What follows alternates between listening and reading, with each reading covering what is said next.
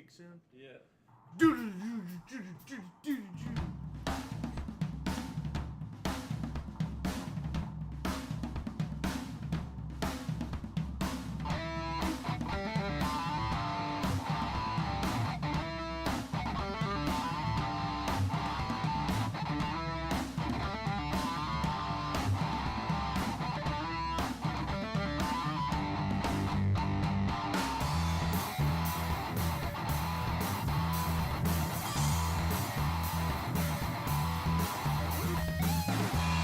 What is going on, everybody? Hello and welcome to today's episode of On the Pipe Podcast. Today is Tuesday, June the 17th, 2025, years after zero. I'm your host, as always, Tyler Shepherdson, and you are joining us just in time for this week's episode of, like we mentioned, OTP Tuesday, presented by none other than Yamaha Motor Corporation, Yamaha USA, helping us out. We took a trip down to the not factory office, HQ. Yeah, HQ,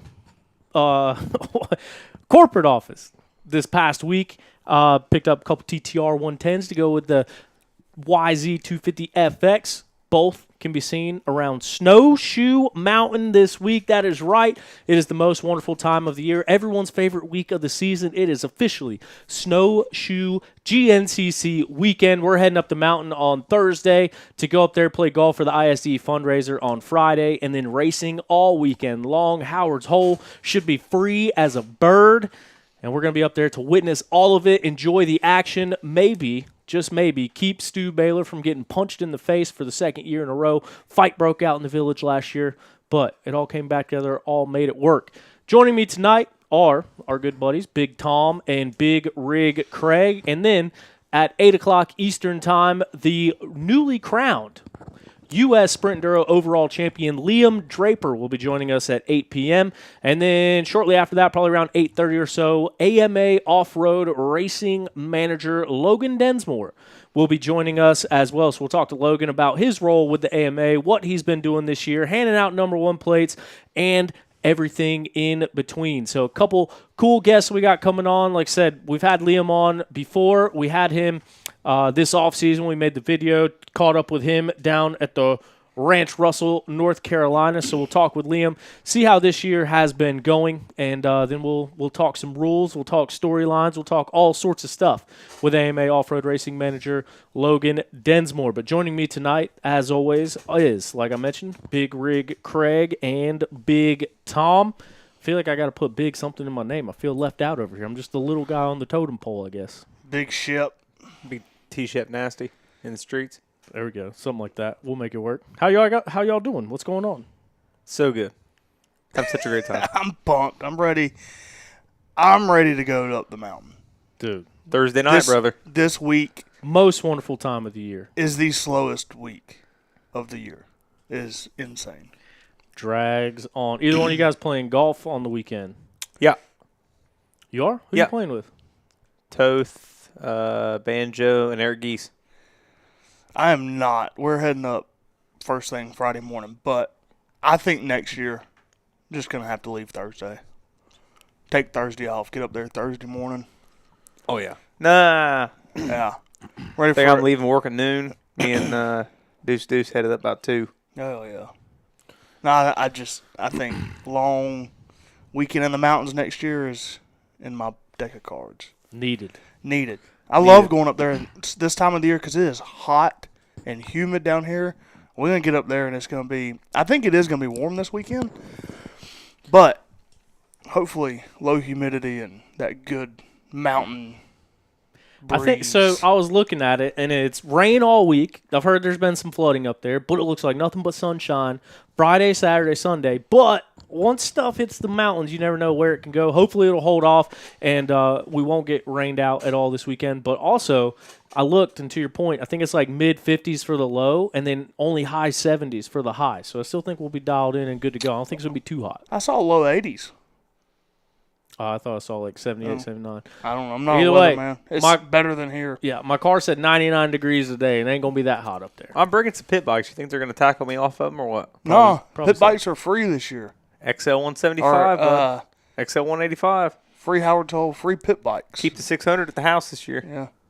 I tell you what they need to free is the other side of the mountain. We need to go back to two-sided mountain racing. See, now, the other side of the mountain was like the more technical and challenging side, but having the 2 loops and 2 transponders and 2 things of scoring, that was not fun. That was not cool. I'm sure it wasn't, but They did it 10 years ago, so I don't see why they couldn't do it now. yeah. Well, the problem is like one side of the mountain was like a 10, 15-minute lap, and the other side was like a 30 or 40-minute lap. So if you were stuck on the other side when the leader came through, you just get screwed. Like you're a lap down because you don't do make better. it back over. Well, then just don't make the one side so long. Yeah, because I'm like the east side of the mountain, it was basically down to Howard's Hole and out, and that was it. Yeah, that's and then it the now. other side was the whole track. Yeah, that's how it's been the last since 2019.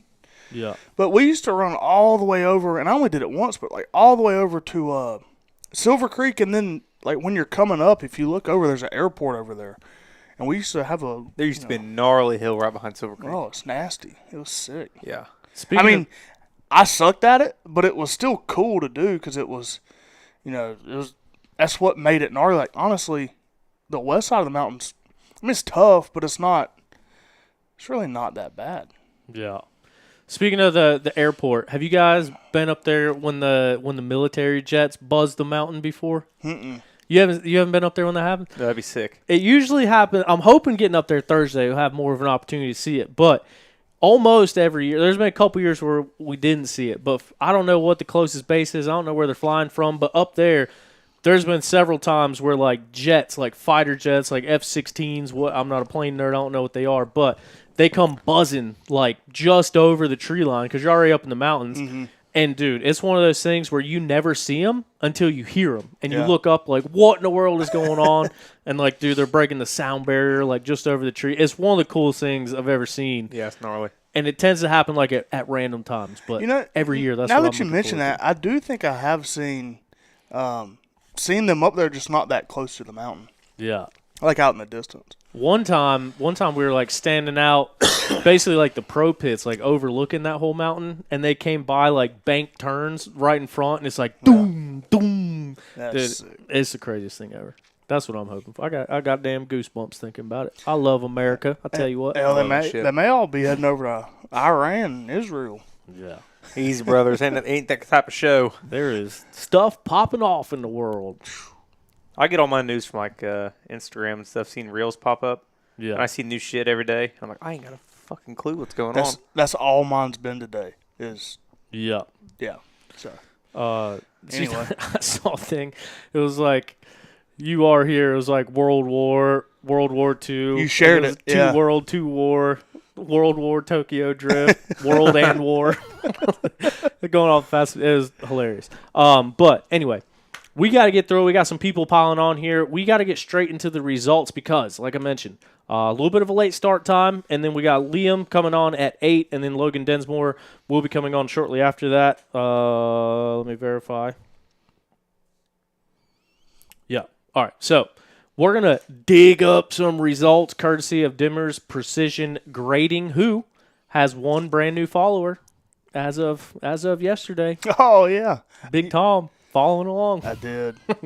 At Dimmer's Precision Grading, you can follow along with them. They are a full-service grading company in the greater Carolina area. Any job, big or small, commercial, whatever you got going on, hit up dimmersprecisiongrading.com for all of your grading needs. As always, every week they help us dig up some results out here on the interwebs, and that is exactly what they're going to do right now. This past weekend, it was the National Grand Prix Championship Series, the NGPC, happening out west. The 2025 Marysville GP was happening out there, and we saw the number one plate representing the Team USA ISDE team this summer in Italy. I didn't know where I was going with that till halfway through it. Thought I was stroking out. Dante Oliveira, nonetheless, rocking the number one plate, the reigning defending champion on his FMF Red Bull Factory KTM Racing. Maybe it's not Red Bull anymore. I don't know. It doesn't say it on there. Anyway, nonetheless, He went out there. He took the pro win and the overall win. In the number 2 spot was Factory Beta's Dare D. Martil. And then Dante's little brother, Mateo Oliveira, would round out the overall podium and the pro podium in the 3rd place spot overall. Taking the Pro 2 win was good friend of the program and AMA Pro Motocross point scorer 2 weeks in a row, I do believe. Definitely the first week. Pretty sure the second week. I think he finished 20th in one moto, but I don't think he was there overall. Oh. Nonetheless, put on a performance. He did pretty good out there. Yeah, he killed it. Proud of him out there. Mason Simmons, Meso, the reigning defending Pro 2 champion out there, takes the win. Cole Zeller aboard his Husqvarna ride would end up number 2 in the Pro 2 class, and Samuel Pretschar would round out the Pro 2 podium at the Marysville GP. We'll take a look at our pro women's class riders. It looks like taking the win was Michaela Nielsen aboard her Honda machine. In the number 2 spot, Ava Silvestri in the pro women's class, who we've seen racing out here on the East Coast quite a bit. She will be joining the ISD team in Italy as well.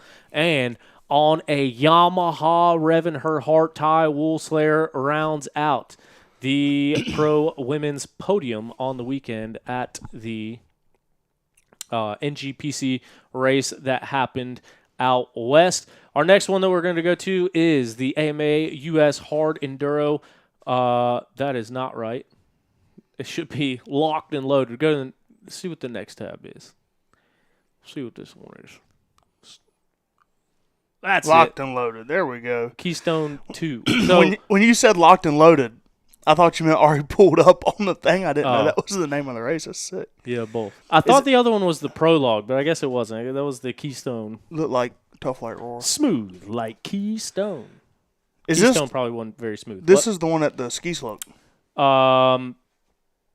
If you say so. Yeah, I've seen some videos. It looks sick. Yeah, maybe so. I think, yeah, now that you say that. Someone raced at the ski slope, I guess it was then. Yeah, I saw a video of Cody Webb, and they just come in and ran straight up a ski slope. Like, it was sick. Wide open. 250 FX. We'll be doing that this weekend. Yeah. Yeah, shout out. Cody Webb, Blue Crew teammate, top finishing Yamaha, racing on a 4-stroke. I think he posted the video Thursday or Friday, and he was unloading it out of the trailer and starts it up. And I was like, wait, something doesn't seem right. I was like, that's one way to get electric start. Get the 4-stroke. So he said he'd been eyeing it up for a while and decided that would be a good race to try it out at. So yeah, Cody Webb on a YZ250 FX, actually a YZ293 FX. Put a big bore on it. I thought they kept it cool. What? I wonder how they kept it so cool. Like, I wonder how, like, what all they had done to it other than, like, a catch can and fans. I know he had 2 radiator fans on it. Because I think the prologue, they had one and added a second one. That's what his Instagram post said. Hell So we talked about some of the Cody Webb stuff, and like I've messaged him quite a bit this year, like back and forth. He's talking about bike setups, how he's making it work, and all that kind of stuff. Shame on me, I didn't realize that he had like a full blown vlog, and I found it and I watched all of them. Tons of information to be had. Dude, he's a madman. He's a legit engineer. But like the stuff he's been doing to that motorcycle is insane. Yeah, it's pretty so sick. like especially. There might be something about the 4-stroke. If there is, I haven't seen it yet. But just seeing all the stuff that he does to get that 2-stroke built into a hard enduro machine is actually pretty crazy to see and get all the information, like I said, from a legit engineer that has to race the thing. Yeah, we ran into him at the Battle of the Goats, and I asked him, like, what's 3 things you do to a YZ250 to ride a hard enduro on? And he told me, like, some head mods he was doing, some motor mods that I've never even heard of. Flywheel weight, 18. And I thought, well, hell, you could do it. That's big. Yeah. That's a huge weight. Well, he did in one of his vlogs or one of his reels on Instagram. He was talking about like how much he was milling the head, I think. And I was like, holy shit, dude. Mm-hmm. But engineering degree. What a guy. We might have messed up. Y'all carry the show for a second. We got the wrong one pulled up? Yeah. I'll tell everybody what I just did. I just got up and tried to run downstairs to get my koozie that good buddy Mike hooked me up with, and I couldn't find it. It wasn't in my Ford no more. I hate when that happens. I know. My fresh Yamaha koozie. It was Yamaha Day last Thursday. This yeah. one? Yeah, amazing day. Enduro 21. I don't know. That's why we got blue cans, boys. Shout out Logan Densmore, Michigan Sprint Enduro's commenting on here that we had the wrong Hard Enduro results pulled up, and that Silver Kings is not part of the U.S. Hard Enduro Series. Shout out. See, if he wasn't so busy playing golf and joined us on the show first, then we could have known about that. We're getting it pulled up. Oh, here. yeah, look, here's the ski slope. That's sick. They take off the start on that thing. Look at that. That's how they should start snowshoe. Bottom of the mountain. That would be very cool. But the live engine on the road is also pretty cool. Yeah, it is. Not when you slide out of it, ain't. I wonder if they had like actual Results on there. I saw them going one by one. Here we go. We run a Raceresults.com. We run a loose program over here. What's all that stuff mean? There we go. Wait, is there a date on there? I didn't see anything about Manny racing it. Oh, yeah, he was there. He was? Yeah, 6/14/25. Oh, look, there we go. Shout out. Got dialed in. Is there any way you can... here we go. All right, so taking the win at Silver Kings. We were way off, by the Hard way. Enduro. Damn. That was not part of the U.S. Hard Enduro Series. It was Manny Lettenbichler from Germany taking the win aboard his KTM. Tristan Hart taking the number 2 spot, and Mitch Brightmore out of the UK in that taking the third and final podium position. Wade Young in 4th, Mario Roman in the number 5 spot, and our Blue Crew teammate on the 4-stroke, Cody Webb, in the number 11 spot. Didn't get a chance to read his race report. I wonder what happened. Same thing will happen to Billy Bolt down there in the 7th spot. I think Billy Bolt spending all that Erzberg money. He had something happened with his bib, I think. Logan texted me and said he had issues with his bib mooses. Oh yeah, Logan was there. Yeah. We should have saved these results. Then we wouldn't have looked like buffoons. He was there. So you know what? We kind of ran through the Silver Kings. We'll get in depth in a minute with a guy that was there on site. Right now, we're going to go to U.S. Sprint Enduro to get ready to talk to our first guest of the evening. This was day number 1, the final round number 7, Harleywood of the U.S. Sprint Enduro Series. Liam Draper would go out there and take the win aboard his Ampro Racing Yamaha in the number 1 spot. Cody Barnes would nail down the number 2 spot on his Phoenix Racing Honda, and taking the overall podium on his way to a Pro 2 day win and Pro 2 championship. Wrapping it up on day number 1 was last week's guest, Grant Davis. If you did not listen to last week's show, I highly suggest going to listen to it. We grilled Grant. We talked to him about all sorts of stuff. He said on the program last week that if he wrapped it up on day number 1, then he was going to bring out the 350, race day number 2, and go for the overall. That is exactly what he did. So shout out Grant, making it happen. But yeah, so now we'll go into the combined results right here, let you know how the weekend shook up. Grant Davis riding in a class of his own, as you can see listed there. Just a dash. Kind of the same thing he's doing at GNCC. Is he Pro 2? Is he Pro 1? Is he XC2? Is he XC1? We don't know. He just wins overalls. So he goes out there. He gets the win on combined time throughout the day, 12 tests of racing. Throughout the weekend, rather, Cody Barnes would end up in the number 2 spot on the weekend. Liam Draper would end up 3rd place on the weekend after a day 1 win, but that's because he was cruising to an overall championship, his first one in a open or premier class division. So we're going to talk to him in a matter of minutes and hear about the weekend and hear about the season from Liam Draper. Craig DeLong in the 4 spot. Toby Cleveland would win the Pro 2 class throughout the weekend, taking the 5th place spot overall. JoJo Cunningham winning the Pro-Am class and wrapping up the Pro-Am championship on the weekend. Gavin Simon, 2nd place in Pro 2. Collier Martinez getting it done, rounding out the Pro 2 podium. We mentioned JoJo winning Pro-Am. The number 2 spot went to Henry Samansky in the Pro-Am class. And who is that? I've never heard that name. He's at Virginia. He's riding a TM. Yeah. Out of the John Ross. That's Luke and I met Henry through Luke and John Ross. They're up in right up by Washington, D.C. Does his TM have dual exhaust? Oh, no, he says he loves it, though. I was just talking to him about it. Does he put the fuel in the rear number plate? That's a great question for Henry Smansky. I have no idea. He raced a lot of like the full gas sprinters, so that's where I got to know him from. Yeah, he'll be on the mountain this weekend. Sweet. On a TM? On the TM. John Ross Racing.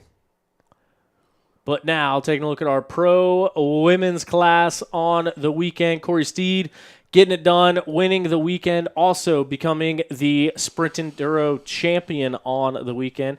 A lot of champions crowned this past weekend. The first series to, I guess, wrap up their whole season. They're already done for the year. They started back in January, and now they're done before we even get it into summer break. Corey Steed takes the win and the championship.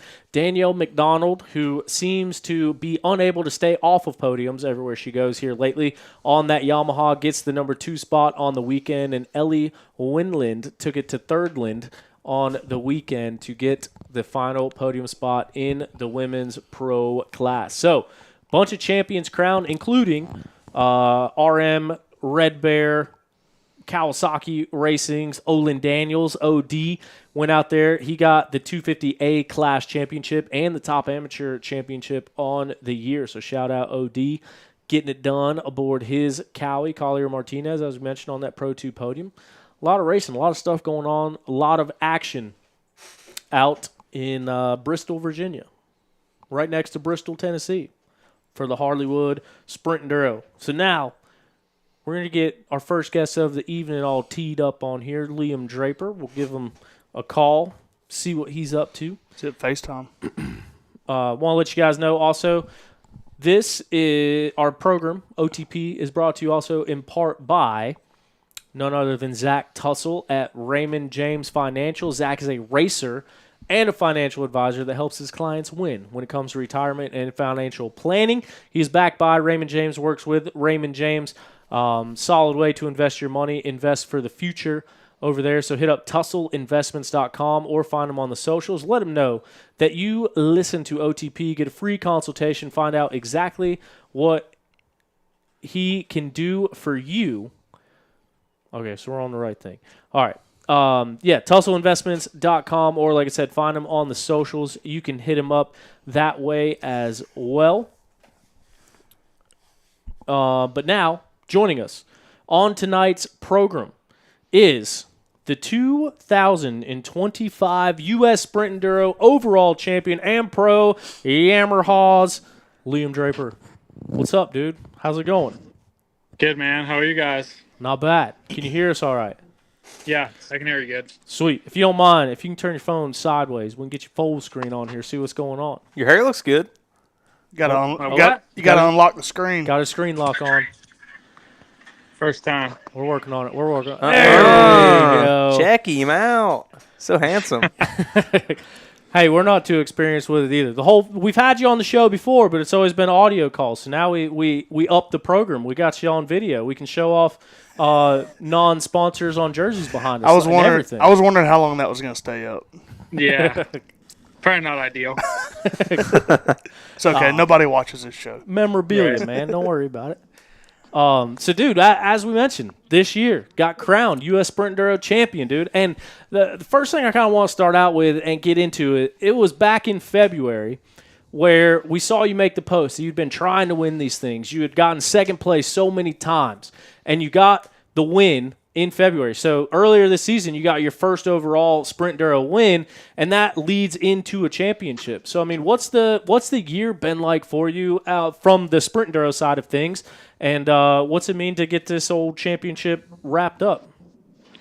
Yeah, it's good. You know, it's Johnny waxed me all last year, and I was second to him all last year. And then round one, it was the same ordeal. Johnny beat me again, and then round two, I finally got it. It was super close racing. I think we were less than a second apart after the first day, so it was close. And then it was nice to get my first win. And then it's a bummer that Johnny wasn't there all season.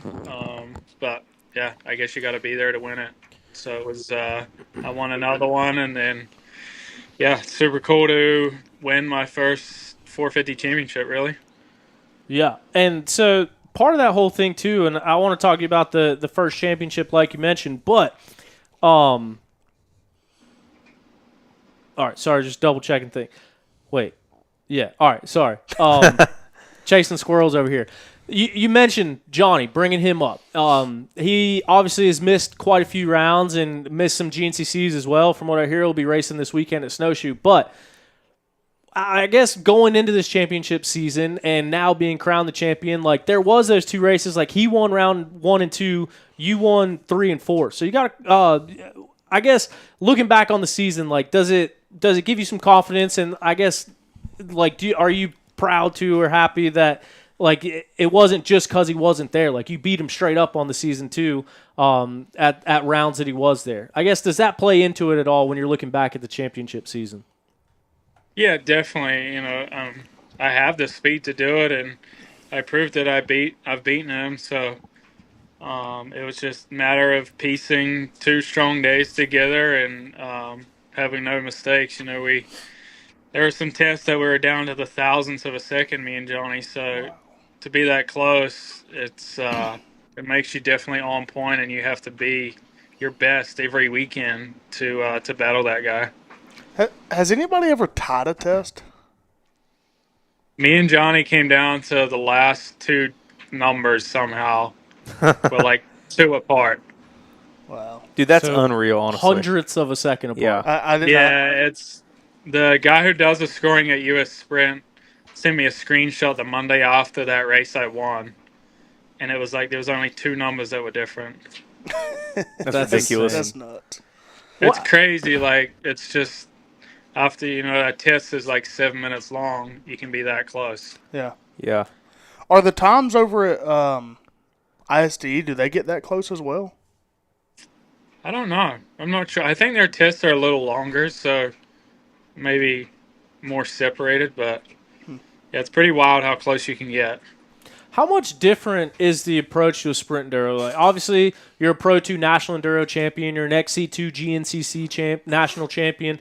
What's the mentality like? Because at those, even the national enduros, like it's the same kind of racing. You're racing the clock, but it's longer tests. It's not quite as wide open. Like, what's the mentality of a sprint enduro weekend compared to a weekend at National Enduro or GNCC, just from the level of intensity and, as you mentioned, getting down to the 100,000ths of a second at the end of a test? Yeah, it's tough because you got to be able to flick the light switch. Like some of those past weekend had no warm up loops, so you're literally going into test 1 cold, and you got to turn it on for 7 minutes right out the gate. Go to max heart rate and nail your marks. So it's a long weekend. You do a lot of bicycling on the Friday and Saturday morning, but it's the light switch speed that you got to have at those, which is tough sometimes when you can't get warmed up and things like that.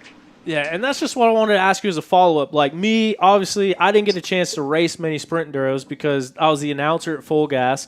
And then once everything kind of separated up, obviously, like Mid-East, GNCC, all the stuff going on, haven't really been able to be there. But I did race a couple of Full Gases after when Koscheck had it. And, like, from an amateur standpoint, I talked to some buddies about it. But for me, one of the struggles was – like, when you look at hair scramble times, I get faster every lap. Like, my last lap is my fastest lap. I kind of got to get settled in and then push the pace from there.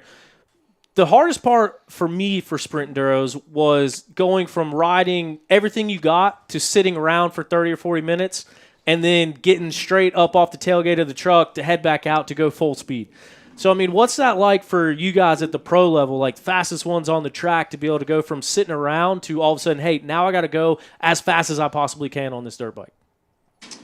Yeah, it can be tough, especially when you get a bigger turnout to these races. The time in between tests can change a lot. This past weekend they were like 40 minutes because there was just a few people there that were struggling to get around. So it is tough, and we all sit around and talk to each other about the tests, and then you got to go line up and try and go as fast as you can. So you kind of get used to it in doing that, but it is tough to come off the tailgate and twist it. Yeah, Liam, I got a question for you. T-Shep mentioned that you've got a Pro 2 National Enduro Championship, XC2 GNCC Championship. This being your first 450 championship, kind of where's that sit on the totem pole with those other two. Yeah, it's definitely pretty high up there to get, my first 450 championship in my first, full year on this bike. Last year I was on 250 half the year and then got onto the 450. So it was funny. I finished on Sunday at the sprint, and Randy congratulated me, and his next words were, "There's only two left, and you've done them all." And it's XC1 and overall NEPG title. Yeah, that's pretty cool. And I don't know. It's I feel like the sprints kind of fit in a weird way because they haven't been.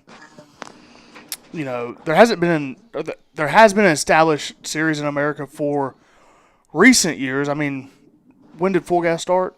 2016, 15, 16. But I mean, we're on the 50th year of GNCC, and how long's National Enduro been around? So it's kind of weird to see kind of where that legacy of the series weighs in. Yeah, it's definitely I feel like sprints have been around a long time, but the names kind of changed and different people running it. When I first came here, it was my first series I did when Hooper had it, was the Full Gas in 2018, and then I went away from it to Enduros and been back at the sprints for the last 2 years. And are you going to ISDE this year? No, I'm not. What the hell? New Auntie Zealand. tried. I was going to ask, is that your decision or is that theirs?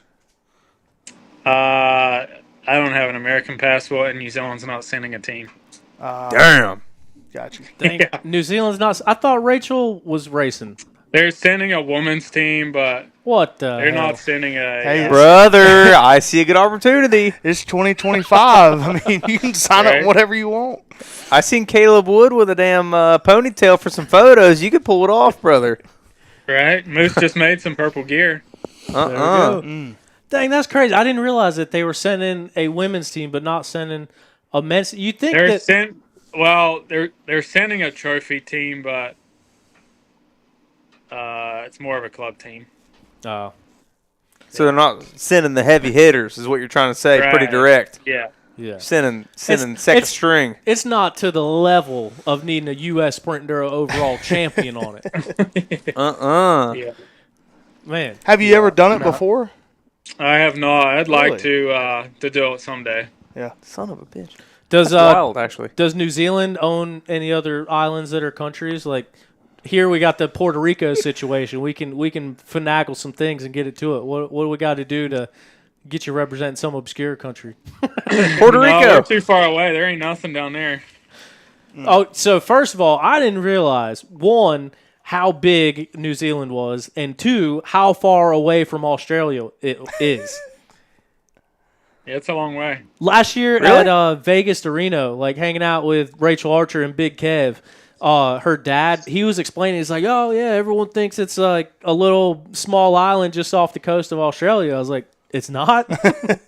He's like, no, pull up your maps. And we were sitting there going through it. And, dude, it's far away, and it is huge. Yeah, I mean, it's not huge, but Way bigger than I thought. yeah. It's still like There's the a lot size of of like the land East versus- Coast. What's that? It's still like roughly the size of the East Coast, isn't it? Like I was maybe not thinking, that I was big. thinking South Carolina size. So it's bigger than that. Yeah. Yeah. Is there some animosity? Is there some animosity between you and the Aussies? Like, do you give Lyndon the shoulder check every once in a while? Just let him know you ain't scared of it. No, it's more so like the game rugby. Like there's a lot of rivalry between Australia and New Zealand in that. Are them boys into it? Because they don't get to that side of TikTok with us. They don't tell us about it. The Aussie boys, are they into it? Yeah, I mean, is that like Yeah, a? they should be. I would say they are. I would say Gus is more so. They're big AFL guys. Does New Zealand have an AFL team? Oh yeah. No, we don't. Oh, so you can't compete with the Collingwood Magpies, you know what I mean? Right? The what? I know what AFL is. When COVID happened, one of the only sports going on in the world was Aussie rules football. So I got into it for about 3 months. That's funny. Liam, I have a question. Do you have any certain preference, like whenever you're setting a bike up for sprints and GNCC? I'm just imagining right now it was a little bit easier to set it up for sprints. You had such a good year. And I seen at the end of last year, you got on 450s. You were pretty much right away up front, and at the beginning of this year. But I've seen other guys. Caleb. Everyone talks about Caleb having the struggles this year, and some other guys on Yamahas. Has it been easier for you to set up a bike for sprints, rather than GNCCs, or does that make sense? Does that play a part in anything? Yeah, I mean, I'm kind of I am on the same setup for both. I do play around more so with the clickers at sprints just because you have that time to do it, and you're really fighting for thousandths of seconds. So if you can improve the bike a little bit here and there over that weekend, it does help. But for the most part, my bikes are pretty identical for both series. Cool. And are you on FXs, I assume? Yeah. Cool. So, I mean, kind of following up on that, too, like one of the things that kind of Caleb has talked about and some other guys have talked about was at Yamaha, there's no 350 option. So, a lot of guys, when they move up, a lot of guys ride the 350 in the XC1 class or at National Enduros, or like Grant Davis switching between them this weekend. What was it like from you going from the 250 to the 450? And like, do you have a preference of which one suits your riding style better? I think the 450 suits my riding style better than the 250 and the 350. I just like to ride a gear higher, and I'm not one to really rev the bike, and I like to kind of lug it around. Really, I was always even when I was on the 250, I was always a different gearing than any other 250 guy that had, just because that's how I ride. So I really do like how the 450 is. Sweet. Attaboy. Yamaha God, man. We don't need no damn 350. Did you ride the 450 at Snowshoe, or you didn't race Snowshoe last year, did you? I didn't race Snowshoe last year. No, I had my knee surgery. He was up there on crutches. Yeah, that's right. Yeah. Ready to go mock Jesus down these roads on a 450. You think it'll be dusty on the roads? Because they're getting a ton of rain up there. It's pretty wet up here. Yeah. And I'm only 3 hours from it. Okay. You've been up at the moon. Next few days. You've been up at the moon, ain't you? Been at the moon. The training grounds. I want to go to that place. That No, place you looks don't. cool. No, you don't. So I promise. watching Liam ride it makes me want to go there because he's got the trial style, all nimbly bimbly hopping all around. Yeah. Yeah. I said the same thing. We were out there today, and I'm actually going to Snowshoe tomorrow, and then going to go ride a place like 40 minutes away. Are you playing golf Friday? I'm not this year, actually. Maybe I'll stop down and watch the 18th hole. There you go. You ready to party? Result dependent. That means you're not partying until Sunday. Yeah. It's tough, man. Hey, Ricky I'll leave that to you guys. Ricky got his first win on a Yamaha at Snowshoe, and he did, in fact, his partying was results driven, and he got every bit of that win that night. Yeah, he did. Yeah, I wasn't here, but I heard the stories about that night, so I'm looking forward to it. Did you ever get to do both sides of the mountain? Yeah, when I first came here in 2018. Yeah. 18 when it was like 19. 16 miles or 18 miles. Yeah. Yeah, that was sick. I was going to ask, would you like for it to go back to that if they could? Mm-hmm. Yeah, I would prefer it like that. It was that Howard's whole side gets fast going up and down them cart roads. Mm-hmm. Well, because that's all that's on that side now is you run down, go through Howard's Hole, and then back up the ski slope. I think if Howard's Hole wasn't on that side, they probably wouldn't go on that side. I don't know. I feel like they'd have to somewhat because I don't know where else they could cross. But anyway. Yeah, sure. Yeah, I did it one time in 2019 where they did that whole east side, and that's definitely the gnarlier side of the mountain, I think. Yeah, it is. Now it's just, Howard's Hole isn't even that bad. The people just make it bad. Yeah, which, shoot, it's not even that bad for you guys. Yeah, no, they're all hungover. we did a show with somebody a couple years ago or last year and asked their opinion about it. What do you think? Would you like going through Howard's Hole on Saturday if it was like that on Sunday? I think it'd be fun. Just a one-off race like that and Yeah. go through something like that would be kind of cool. Be different. Yeah, I think it would be sweet. I know the past couple years they've been raising hell about the spectators grabbing the riders and stuff. Now that wouldn't be that cool, but it would be sick to see the No. bikes just splitting through the crowd. Yeah, my wife hasn't. She's never been to Howard's Hall, so she's going this year. Get her again. some Yes. muck boots, brother. Get her the Yeah. muck boots. But it's also nice Yeah. when the quads go high center and every redneck in the Mhm. country piss drunk picking Oh, up yeah. quads and someone flips. Someone always flips right off the bat. And they have that thing flip back over in no time, take them back off. Yeah, well, they turn their bodies into ramps. and- Yeah, Yeah. taking her down there. How you gonna control the beads? Yeah, brother, you better figure Hey, that out. I'm sending her down there, and I'm going biking. Nah. I'll hear about it later. Hell yeah. Better not say it. Tom's going to be down there with a whole bunch of Dollar General beads. All right. Do you guys bike through there on Saturday? I know I've seen a couple people, but Yeah, yeah, it's like kind of a must. You just time it where you get down there for the pro quads to come through for a lap or two. It is pretty crazy to see the difference in environment between Saturday and Sunday. Like Sunday, it's like a ghost town. Saturday, Yeah. it's like you can't even move. No, it's crazy. I remember my first year going down there. I couldn't believe the amount of people that would walk down into the woods. yeah. At it's- like, dude, 8:30 in the morning, they're down there. Yeah. Yeah, I tell pool you, was full. I saw 4 fights before the race even started. Hell last yeah. time. I saw a bunch of titties before the race started last time too. Yeah. Which was nice. Yeah. Well, last year it wasn't as good because we had our pit bikes out, and 2 years ago we could get down there on our pit bikes, and there was nobody guarding the road. So we were going down, and obviously you weren't walking all the way down the hill. Well, I was doing $5 a ride, taking people back up, or trading for a couple cigarettes, for the road. But now Yeah, walking yeah. back down there in your muck boots, that sucks. Yeah. Yeah, it's a long way down, and then everyone just keeps walking and runs the chairlift back up, huh? Oh, I was gonna say that's something else that is highly comical to watch. If you go back to the village Yeah. and sit there and watch the people come off the chairlift Getting off the lift, and slip and fall down the stairs, Like it's the- hilarious. stumbling, bumbling, covered in mud. Yeah. That's funny. Liam, kind of going back, so we caught up over the off season and filmed the video down at Ranch Russell North, and so I kind of wanted to follow up with some of that stuff. One of the things you were kind of looking forward to, or the whole part of being teammates with Caleb and the attention that brings. What's it kind of been like? What's the dynamic been with you guys this year? And obviously kind of up and down moments for both of you throughout the season, but have you noticed a big difference in the team, like back-to-back years? And I guess now, Evan Smith is there and Danielle McDonald. Like, there's a lot of stuff going on. So what's it kind of been like under the old AmPro tent this season? Yeah, I mean, not much has changed really under the truck.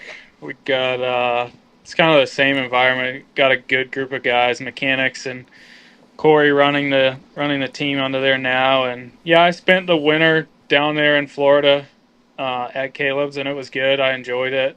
It's probably the best place to be as an off-road rider in the wintertime. We all head south, so it's definitely good there. And then yeah, kind of after that, I've been back home or at the race shop in South Carolina and haven't done too much riding with. Well, I haven't really done any riding with Caleb since we left Florida. So yeah, I enjoy it. I try to get home as quick as I can. I like home and riding around here as long as it's not snowing.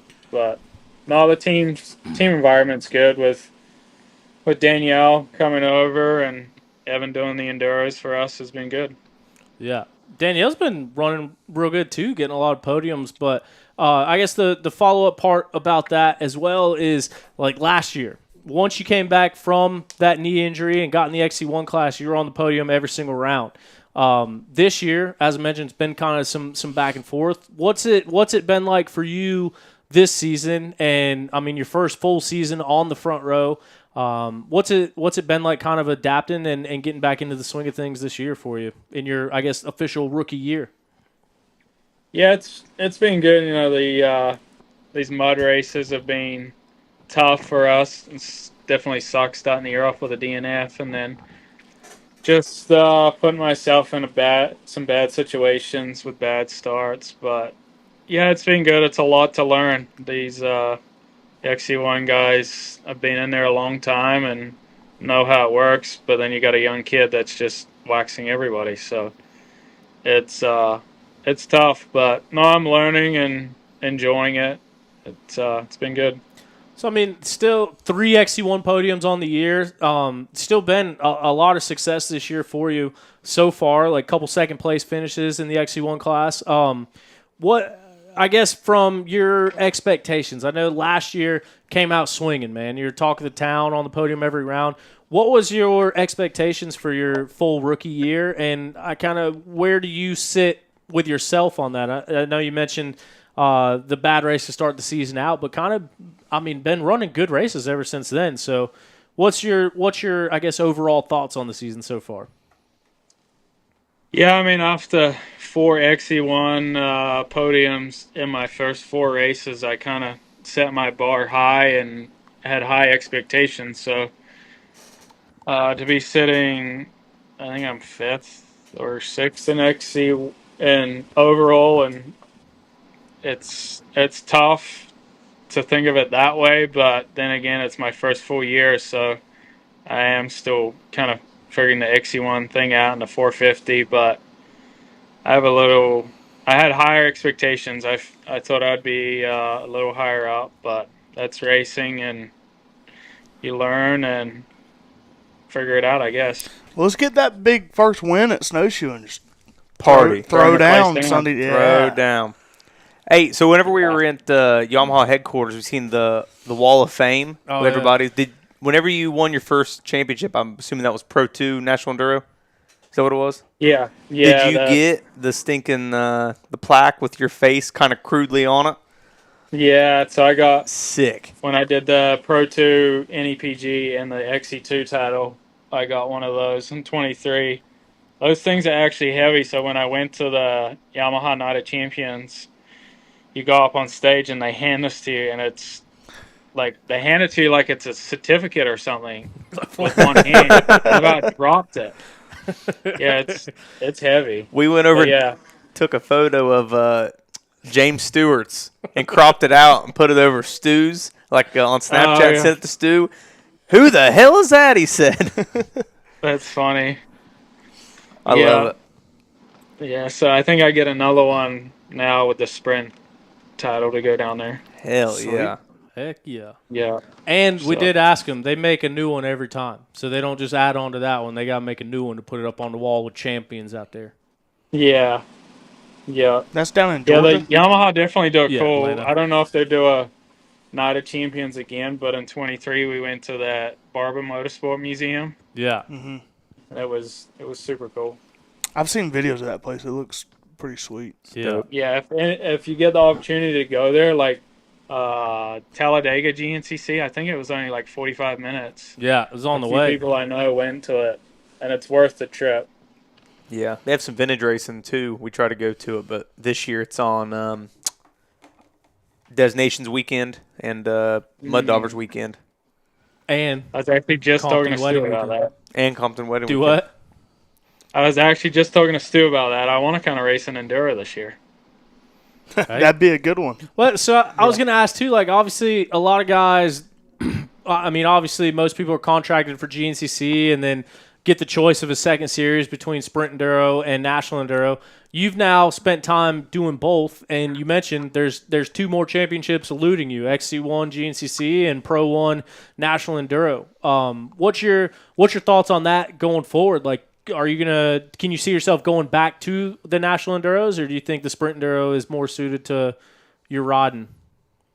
I mean, I'd love to go back to the Enduros. I enjoy them, but I think from a business standpoint, from Yamaha standpoint, I'd say they would want a number 1 plate at a series.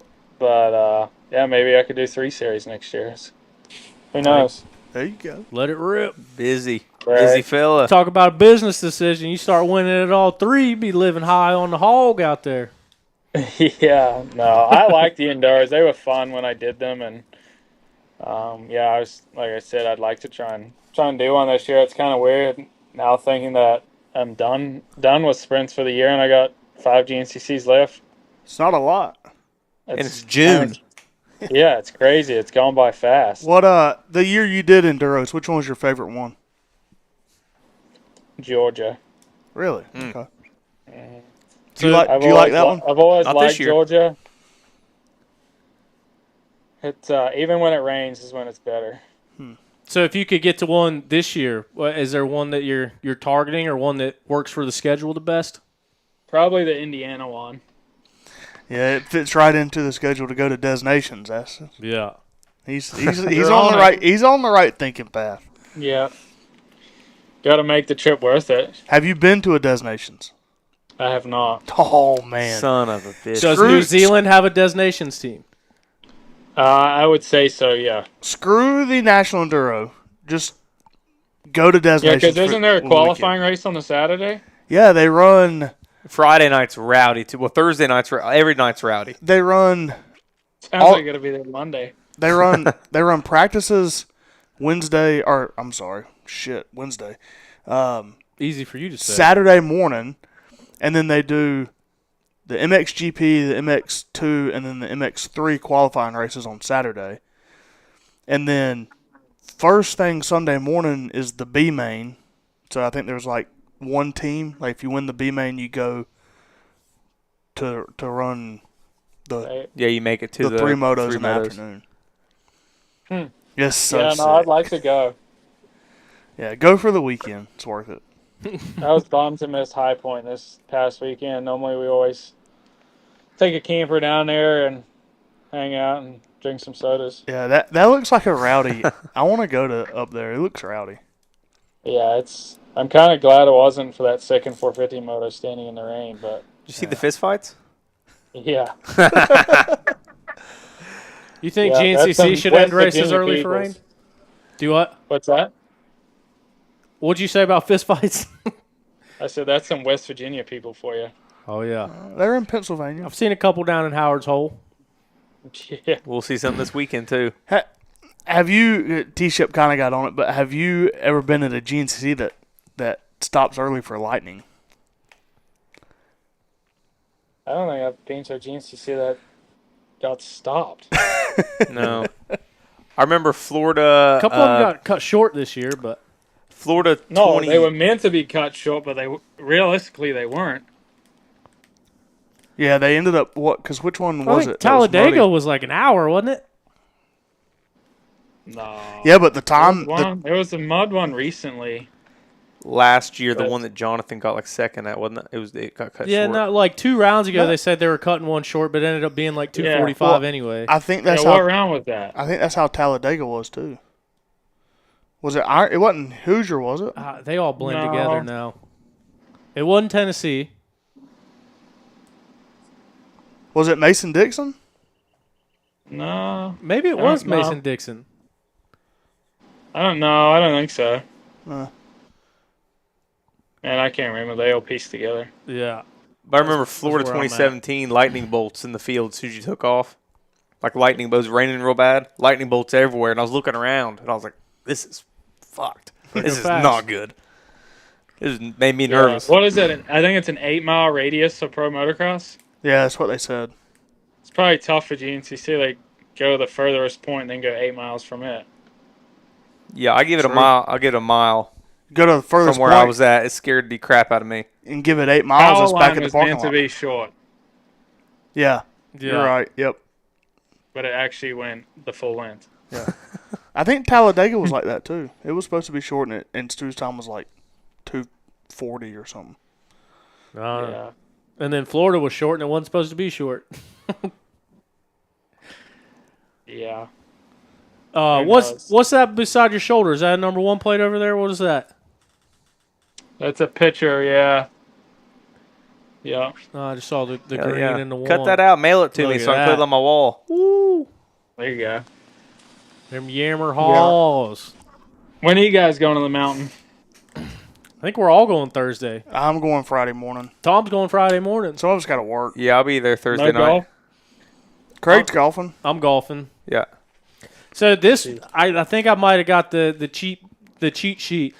My family's playing golf with me, and they're all golfers. So this will be the first time I've ever played where like everyone golfing is golfers. That sounds like a lot less fun. It's the biggest cheating game there is. Yeah, like last year. Yeah, You just bring a For sharp sure. pencil, and you should do all right. Yeah. I Really lost like sharp. 30 balls last year, and there's only 18 holes. Yeah. You lost 2 I more can't even this remember year. the winning score. It was like 16 under or something ridiculous. It was something like that. Which honestly was the most reasonable one that I've seen up there in years. Usually it's like 25 under or something crazy. Yeah. What did Bubs turned in the lowest score I've ever seen? That one was like He was the 24 winner under last something. year. That was last year? Yeah. Oh, yeah. See, What do you get if you win? a trophy. right. Extra plate of Yeah. extra plate of food. I'm gonna Yeah. damn pay off like $30 to the chick down there holding the hole-in-one award. See if I can't get that Jeep Liberty or whatever they're giving away this year. Yeah. Just slice one Yeah, as it's far as pretty you wild can. down there. The antics that go on in that golf tournament, it surprises me they let them back. I want to do it next year. Oh, I definitely should have got in trouble last year. I got ran over by my buddy. I was sitting there pissing in the woods. I got ran over by a golf cart. Me and Johnny have flipped one off of one. See, I've always wondered that too. And then last year, whoever the hell it was, someone was throwing marshmallows all over. So like everywhere you went, it looked like a golf ball. It was the big old square marshmallow. You went to pick it up? Yeah, you get close to it and find out it's a marshmallow. You had no idea funny. where your ball was. That's pretty good. I'm surprised we're let back on the mountain, period. Yeah, that's another. Yeah. Talk about the golf course. I also don't understand how Snowshoe Village is like. Yeah, that sounds like a good idea Well, you Yeah. see all the people there. They're making plenty of money. again. Yeah. We'll see if Yeah, anyone pushes a golf cart off this year. I would say they got to be making it to let us back. Oh, especially because they jacked the rates up like Oh my double or God. triple. So Yeah. they're making it better. So we've the And last it's bound to rain. yeah, the last like 4 or 5 years we've gone. We've always stayed on that West Ridge Road where you come out of Pro Pits and you turn on the roadbed. We've always stayed in a big house there, and this year all the prices of those houses doubled. And Really? they were already like $2,500 for Friday through Monday, and they were like $5-6 grand. But what are you gonna do? You gotta like. You That's how can't they take get you. you can't take a camper up there. I'm gonna try. I got mine hooked up. I got the condo. Well, y'all got preferred parking, Liam. It don't count for you. Yeah. So are you a? Are you? I don't want to say partying because we're there. It's a business trip for you, but you go check out the concerts a little bit. Drink your I electrolytes while Yeah. hanging out, or what? Yeah, it's always good to stand on that one corner and kind of watch and see if you can spot Stu getting in a fight again. I was about or to say, watch Stu get rocked. seeing Yeah. something. He got cold cocked last year. I was so confused. Yeah, that happened right in Yeah. front of that little patio Yeah. right there. Yeah, I was hanging out. I was like, Pretty what are funny. you punched for? Dude, Yeah. The funniest part of that whole situation is obviously I see it, so like I jump down there and try to figure out what's going on. And Tim Cotter grabs me. He's like, "Hey, where'd Stu go?" And I was like, I think he went walking that way." And we went and found him, and he walks up to Stu, and we're both standing there. And he's like, "Stu, I thought you were supposed to be the tough guy. Why'd you just let that guy manhandle you in front of everybody?" He's like, "I thought you were tougher than that." Dude, I started dying because I thought he was about to yell at him, but that was the first word Yeah. out of his mouth after that incident, and that was pretty funny. Yeah, the people watching in the village on Friday, Saturday nights is definitely hard not to miss. Yeah. Hell, the people watching Sunday night's pretty good too. Yeah. Yeah, I've been there for some Sunday nights where the bartenders are over everyone and Oh yeah. They, They shut close it down at 8 o'clock early. every night. Yeah. They do. yeah. Yeah. Anyway, should be a good time, man. Congratulations again on your championship. Appreciate you coming on here. I know it was a little bit of a late text. It's been a hectic week, so I appreciate you nailing out some time to come on and chat with us. And like I say, congrats again, and good luck this weekend. We'll see you up there on the mountain. Sounds good, boys. Thank you. Yep. See you this See weekend. you, Liam. See you guys. So that was the U.S. Sprint Enduro overall champion, Liam Draper. As I mentioned, hit him up with the late text, and he was able to come on and chat with us. So super cool of him to be able to chat. We're going to talk to Logan Densmore here in just a few moments. He is the owner of the Michigan Sprint Enduro Series. He is the AMA Off-Road Racing Manager. So we'll talk to him. But first, let's cut to our comments. We'll check in with our comment section here. This week is brought to you by RMATVMC. Don't forget, when you're shopping RMATVMC, if you go to our bio or any of our videos in the description, there's a link to shop Rocky Mountain ATV MC. Click that link. Shop as normal. Doesn't cost you any money. Doesn't jack up the prices of your products. Doesn't do any of that. But it does give a little kickback to the show to help OTP and everything that we're doing to better the program, better the coverage of the sport. So simple as that. You just click the link, shop on there, do as you will. There's been quite a bit of people that have used it so far. So thank you for that. And, yeah, next time you shop Rocky Mountain, just head on there and click that link and shop with Rocky Mountain ATV MC. And thanks for them for helping out the program. So our comments here, Adam Jagger, stoked to see you're having Logan on. Here's my results contribution for the D14 Hare Scramble at VTR. First place, Chad Willie. Second place, Cole Locker. Third place, Griffin Schwab. I got to be honest with you, haven't heard of any three of them, but they sound like very nice boys. Nice boys. Homies. And congratulations to them. They're obviously going fast in the D14 Hare Scrambles at VTR. Michigan Sprint Enduros let us know that we were messing up. We were looking for the Silver Kings, and we were on I don't remember what we were on now, but sorry about it. Speaking of Silver Kings, Logan was at Silver Kings, so we're going to hear all about that here in a minute. Edward Di Benedito. This was actually a pretty interesting one. I did see this one pop up out of the corner of my eye. He says, older news, Walker Fowler on a bike, Stu Baylor seen on a quad. Thoughts on a little Grand Prix where the pros switched their machine? That would be awesome. Yeah, it'd be sick. To see who comes out on top, because so Walker Fowler used to race bikes. Hunter Hart used to race bikes. Josh Merritt, I think, still races some bikes every now and then. I think I've seen him in the morning races. I think there's a lot of those guys that ride bikes whenever they want to feel cool. You know what I mean? Feel good about themselves. Like, let's go Walker ride. won a Super Mini Championship. I don't know if it was 14, 15 or what it was. Yeah, he won a mini bike championship in Ohio. He used to race like fast tracks and stuff on a 250F. It was cool. And Barry Hawk obviously winning championships on both. Barry 8-time won XC1 championships on bikes and quads. I will say, if I was picking a bike rider in the quad race, I would have to lean towards Thad Duvall. I've seen him on a quad. His dad's a quad guy. Yeah. He'd be my choice. But then seeing the quad guys on bikes, that would be really cool to do a little one-off race, or even add another race, like do a little one-off thing where all the bikes guys race each other on quads and all the quad guys race each other. It's going to be hard to find a KFX 450 for somebody to ride there for Stu. There are going to be some manufacturing issues. There will be some manufacturer issues. But he won one of them KXFs or KFX, whatever they are. 700 automatic. Put them on a big 700. But, I mean, Prairie. That's the thing, too, is like with the quads, I'm pretty sure the only people that still make quads are Yamahas. Yeah. Like they're the only race Rev the heck out of my heart.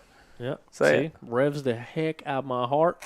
Whether you're 2 wheels or 4 wheels, whether it's pianos, guitars, or boat motors. But there's Yamaha's got you covered. There's a lot of people that make a lot of different colored plastics. I think we've figured it out. Yeah, see? Yeah. We need all the manufacturers to get together and agree that just for one race, let's just turn the other eye. You know what I mean? Turn the other cheek. Let them race what they want. Or, I guess, race what's available. Yeah, just a YFZ with orange plastics. We can definitely find enough Yamaha dirt bikes for all the quad guys. Absolutely. Yeah. It would just be finding the quads. It would be the issue. 501 Street Media. I would assume that's Street. It's ST. Netra results. BK showed up and won an overall. I did see that. Didn't pull up the Netra results. Maybe we can find that by the end of the program. But I did see BK going local this weekend, back to his roots, racing Netra. Swamp Picker's been to Barber, like the old school Enduros, timekeeping. Barber also has this small bore festival, which is pretty sick. It's all mini bikes and old mini bikes and all that kind of stuff. Austin Hurst has any idea who the concert is this year? No, don't know. Haven't heard. Probably Davison Brothers. and someone else. All the Davidson brothers are good, but I haven't heard anything about who's going to be there. Hey, Kid Rock up there. I'll be up there. Digital, I'll sing a song. I'm sure Stu will be on stage singing at some point. I'm Country sure roads. Adam McGill will be up on stage singing at some point. Digital Off-Road says, gets those tickets to Italy yet? No. Bold of you to assume that I'll do something months in advance. I went to Egypt, bought my ticket on Monday, left on Wednesday. So plan is to go to Italy. We just got to figure out the logistics. Chris Bach raced a quad when he was an active pro. See? What year was that, Didn't know that. Rob? How does Chris Bach fit on a sport quad? Is my second question to that. You know what's crazy? He never ran tall bars. Really? He ran because I seen something years ago asking him what he did for his bar setup, and he was like, "I run low bars." And Yeah, I mean, why would you want high bars whenever you're tall? And you got to really bring your hands up. yeah, I don't know, That's when you're short. But I feel like your knees would be hitting the handlebars a bunch. make it work. I wonder what Benny Bloss's setup is. Going through our results, Joseph Maas Plumbing loves Michigan Sprint Arrows. He tricked me into free advertising. No, this is a no free ad type of program. Yeah, send feet pics. I'm a YouTube videos on how to fix my own toilet if I'm ever in Michigan now. Just kidding. Sure you do great quality work. Austin Hurst, wish they still ran the bottom down below Silver Creek. We agree. Talked about it a little bit. Digital Off-Road 1213. Want to say he raced Johnny G's quad at a race, and it was an IXCR or something. So, I mean, that for a long time, Hunter Hart was like winning B-class on bikes after racing quads on Saturday. Johnny Gallagher racing old man classes on bikes now. Every now and then. Some locals, some nationals, that kind of thing. Because there's been a little bit of crossover. No, I think Thad raced a quad at what's the Fast Ohio? Tracks. Fast Tracks, Yeah. if I'm not mistaken. Didn't Yeah. he last year? Yeah, he probably did 'cause his buddy Brady races quads too. Brady Myers, he's dirt bike, the quad, the dirt bike. So, a little transaction. No big deal.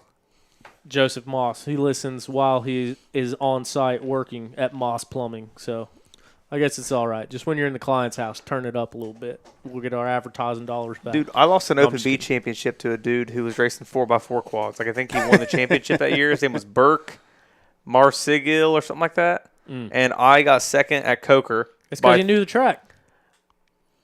I was going to No. ask how they let Hunter Hart do that, It was before he was a pro.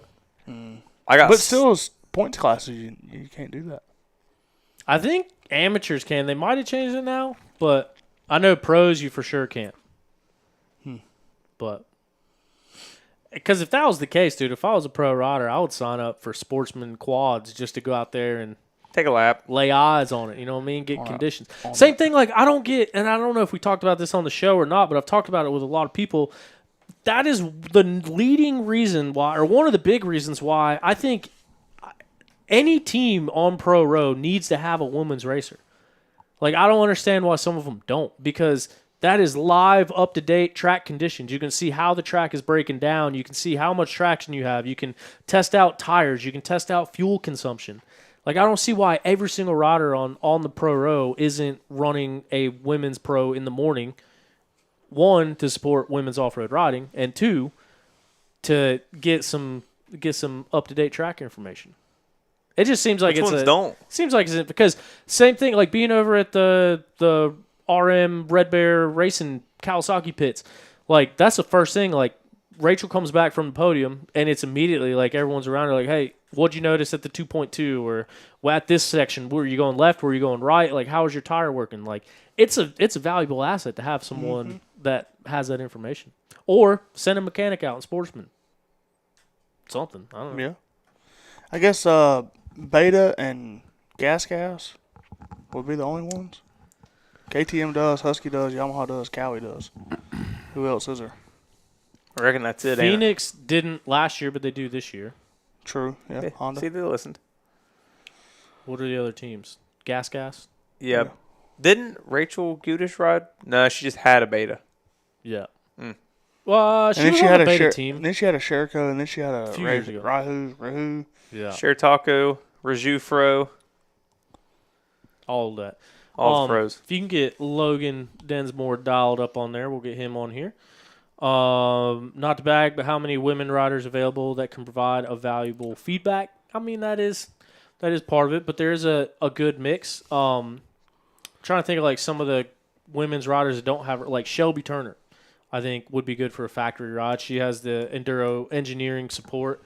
But then you had people like Preston Range, Jocelyn Barnes, like the ones that are on the verge of it. Densmore. Yeah. So we'll get him dialed up here and see what is going on.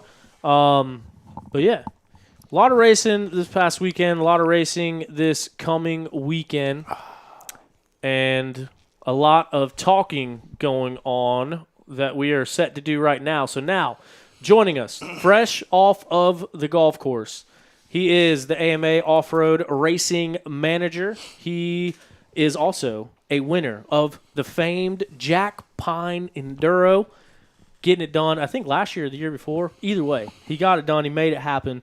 Logan Densmore, welcome to the program. What's going on? What's going on, fellas? Happy to be here. Yeah, man, thanks for joining us. I know last week we had a misunderstanding. You said you were golfing, so I thought that meant you were out. But you said, no, I get done at golf at 8. We're going to chat with you after that. So thanks for making the time. Thanks for being here. Yeah, no worries. We're pretty on time. I can pretty much guarantee I'm done at 8 o'clock with these golf leagues. So, so I picked Tuesday nights because I travel so much that I have to, pretty much Tuesday night's the only night I'm guaranteed to be home. See, there we go. Tuesday nights is pretty much the only nights I'm guaranteed to not be able to do anything in the evening. But to Logan's point, he also mentioned when we were talking about it, he was like, well, you say you're going to start at 7, but you don't start till like 7:30. She'll still be going after I get home. And I was like, you got a point. I got to give you some crap any chance I can get, right? I know. It's what makes the world goes around. But yeah, so first we're going to get into your job. But one of the things as I was looking back on this and trying to figure out what to talk to you about is the Jack Pine Enduro. And that is such a big and important event. And it is a famed event with a lot of winners, a lot of big name winners, a lot of people that have raced that race. Was it 23 or was it 24 when you won it? It was actually 22. Oh, see, so 22. 3 years ago, yeah. This was the overall you won? Yeah. So what Yeah, is? it's actually the only overall I've ever won in my entire life. So what? I have no idea. What is the Jack Pine Enduro? Logan, I'll let you So- take that one. So, But you can't say this the line. We might get banned off of YouTube. I got banned from Facebook for 2 years for saying the famous line of what has stopped the Jack Pine Enduro. Oh yeah, I'll hold that away. So it's actually the longest running event in the world. It's this year will be the 99th annual Jack Pine Enduro. Did to they go race along it on with that- horses first? What were they racing it on? They have bicycles? So it started like even before John Penton, where they were racing Harley Davidsons, BSAs, Hell yeah. old school Triumphs. They used to have sidecar classes, Dang. all that stuff. So it actually started. It's by the Lansing Motorcycle Club. It used to start in downtown Lansing, right in front of the capital of Michigan. They would ride up pretty much the east coast of the state, up through West Branch, some other areas that way, and then finish up north. It was a 500-mile ride, just wherever. It could be dirt roads, river crossings, but the biggest thing was the sand, basically sand dunes that obviously would swallow up Harley Davidsons and stuff like that. It's a little easier now, but so it's the longest running enduro in the world, being 99th this year. It's even older than ISDE. That's the only other thing that's close to it. Enduro racing is it's the first off-road style racing for motorcycles in the world. And actually Jack Pine used to be what was the national enduro. So it was kind of like Loretta's saying, you had one national event a year and it was held in Michigan, and so that brought all the biggest riders out. So you had John Penton and all of his kids raced it, and Terry Bradshaw, and Terry Cunningham. I was about to say. Hell yeah. Terry They're throwing Cunningham spirals and at the Jack Pine. Yeah.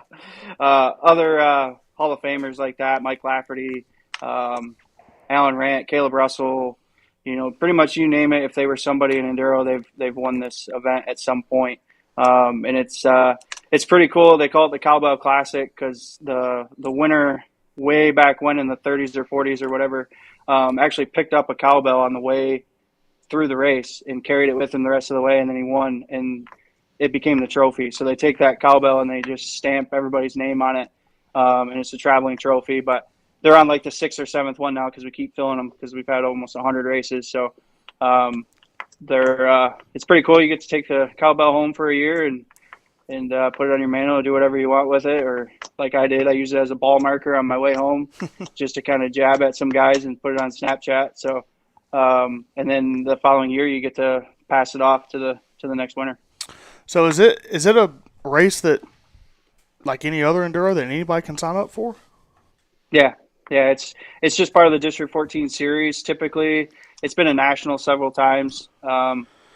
Hopefully soon it'll be a national again. Maybe the 100th would be really cool to have part of the national schedule. But even when it's not a national enduro, it's still 350 to 400 riders that show That's up. sick. We need to make a race trip. it. Yeah, no, it sounds awesome. So you mentioned it was 500 miles when it started. They used to be. Yeah. So now they fight with the DNR, the local authorities trying to get permits, and it's all on state land except for just a little bit of it. They have a little bit at the club grounds and a little bit of Abney's. Dan Abney that works National Enduro, his family property is usually a section. But last couple of years it's been really short, unfortunately. Just it's whatever the DNR will give them. I think we're only racing like 50 miles or something. But I know the club's got something up their sleeve for the 100th next year, and hopefully get it close to that 100 mark. Because when I was a C rider coming up, that's what it was. It was 125, 150 mile ground miles in a day, and it's just it's getting shorter and shorter, unfortunately. And is it just a 6-test enduro? Yeah, it's basically ran exactly like a national enduro. Typically it's not 6 tests, timekeeping. restart. Yeah, restart format.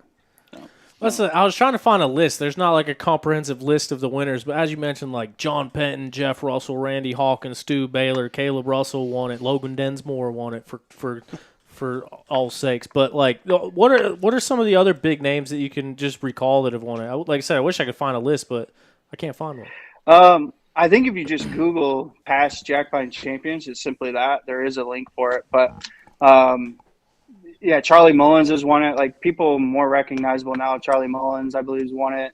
Like I said, Alan Rant, Caleb Russell. I don't think Stuart Grant has ever won it. I could be wrong. I think Russell Bobbitt's won it. Mike Lafferty's won it. Yeah, it just goes on and on. And then it becomes a local sometimes. So then you'll just have like local heroes that have won it to, the Michigan, Indiana type area. Tyler Vore that's rode a lot of 6 days and been top club rider a few times before he's gotten hurt at 6 days. And Cody Masson, big 6 days rider. Chris Galt has won before. He's won a few times. He was a Team Green rider, but kind of more of the local hero type stuff when it's not on that national level. Sweet. And yeah, I brought that up because I remember when you won it, how big of a deal it was. So I wanted to kind of bring it up and talk about it there. But, man, let's get into kind of your current day-to-day.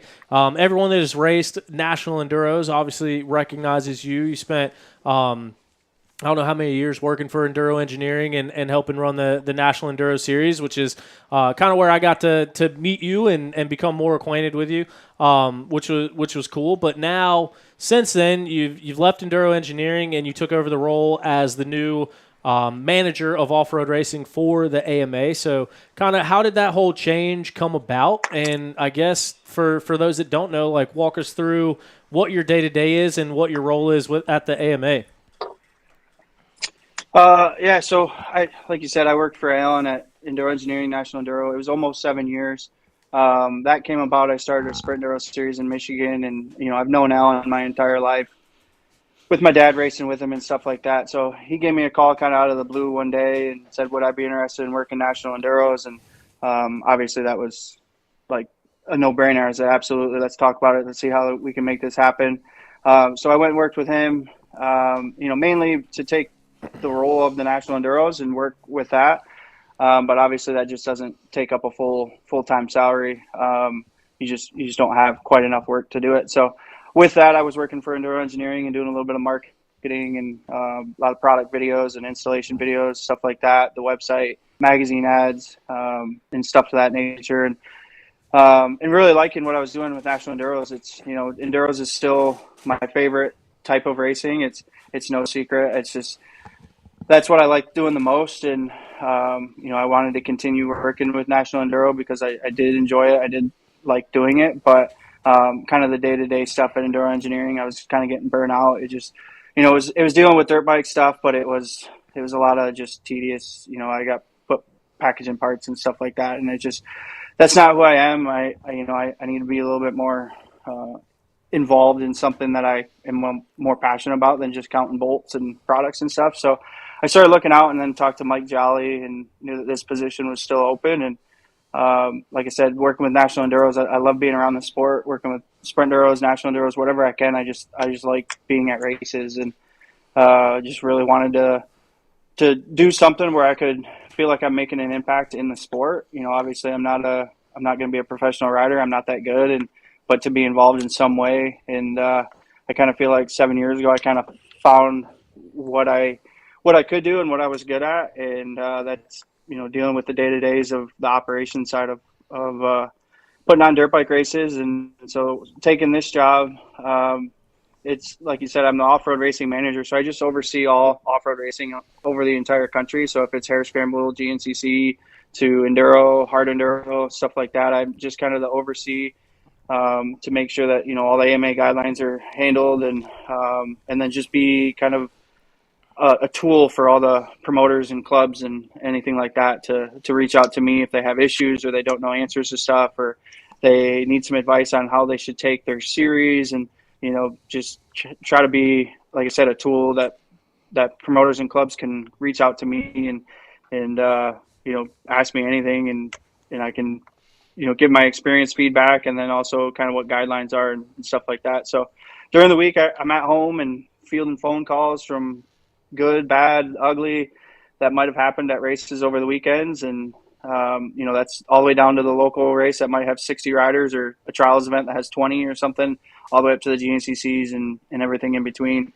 Trying to put out fires, fix problems, but then also, taking in the good too, and try to promote the sport and put the stuff on Instagram. If the promoters and stuff send me that, and I get to go to an event, I get to put whatever I can capture out there for people to see and just promote the sport, because that's ultimately what the goal is to grow the sport and make it as big as possible and as best as possible. And any way that I can help out the clubs and stuff is how to do that.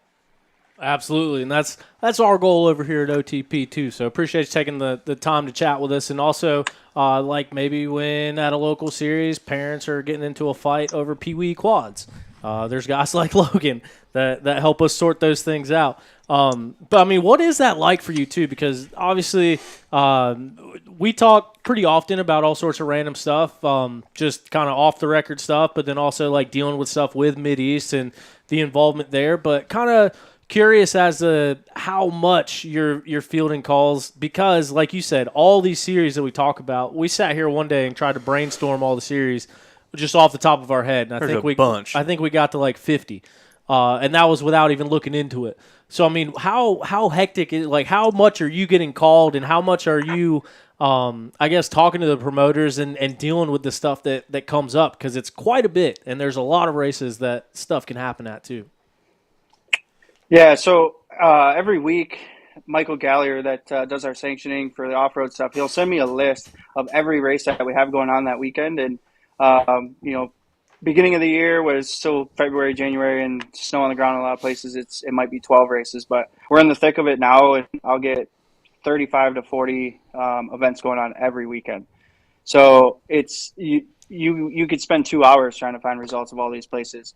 So in a way, that's a good thing, because like I said, we're growing the sport, and we're getting a lot of races in a lot of places, and you don't have to drive too far to get to a race. And so it's I don't field as much as you would think, to be honest with you. A lot of the series kind of do everything on their own.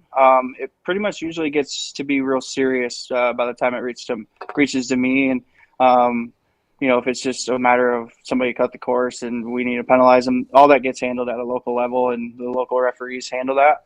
A lot of times it's, a promoter might just call me because they have a simple question like, "Hey, this is something that's happening, and we want to know what your guys' stance is on it." And I just reaffirm them that this is what the rule is, and this is how the AMA stands on it, and we go from there. So I don't really feel the whole lot. I mean, I might take on a busy day 10, 12 phone calls. Sometimes it gets worse, and you can get stuck on the phone for 8 hours in a day, but it's not as bad as you think. And then a lot of emails, and there's a lot of paperwork side of things too, with making sure we get results updated and so everybody gets their advancement points in a timely manner and accurately and stuff like that. So it's a little bit of chasing that down too, but that kind of fills the gap of the phone calls and emails. So can you give us a situation or an example of a situation that has gotten escalated to you, like from issues at a race? I mean, I don't want to get too into it. I guess more of a common thing would be a fight, where two guys just get into it in the track more so than just taking each other out on the track. It turns into, fist fight. That might come to me, but it doesn't happen a whole lot. And, I might field a few appeals a year, like 2 or 3, and that's really about it. Because we do have such good clubs that, like I said, take care of everything pretty much on their own. It's when it gets serious and we get into fights and stuff like that it comes down to me. Yeah, it looked like you had to deal with quite a few things, and I've seen you at Vintage Days last year, because that place seems like it would be a nightmare for someone like you. There's so many people having such a terrible time. Like, some guys are having great times, but then I remember pulling in, seeing you, and you were already sweating. And I was like, damn. Well, you were one of those up there one time, weren't you? No, he didn't know nothing about that. Easy, brother.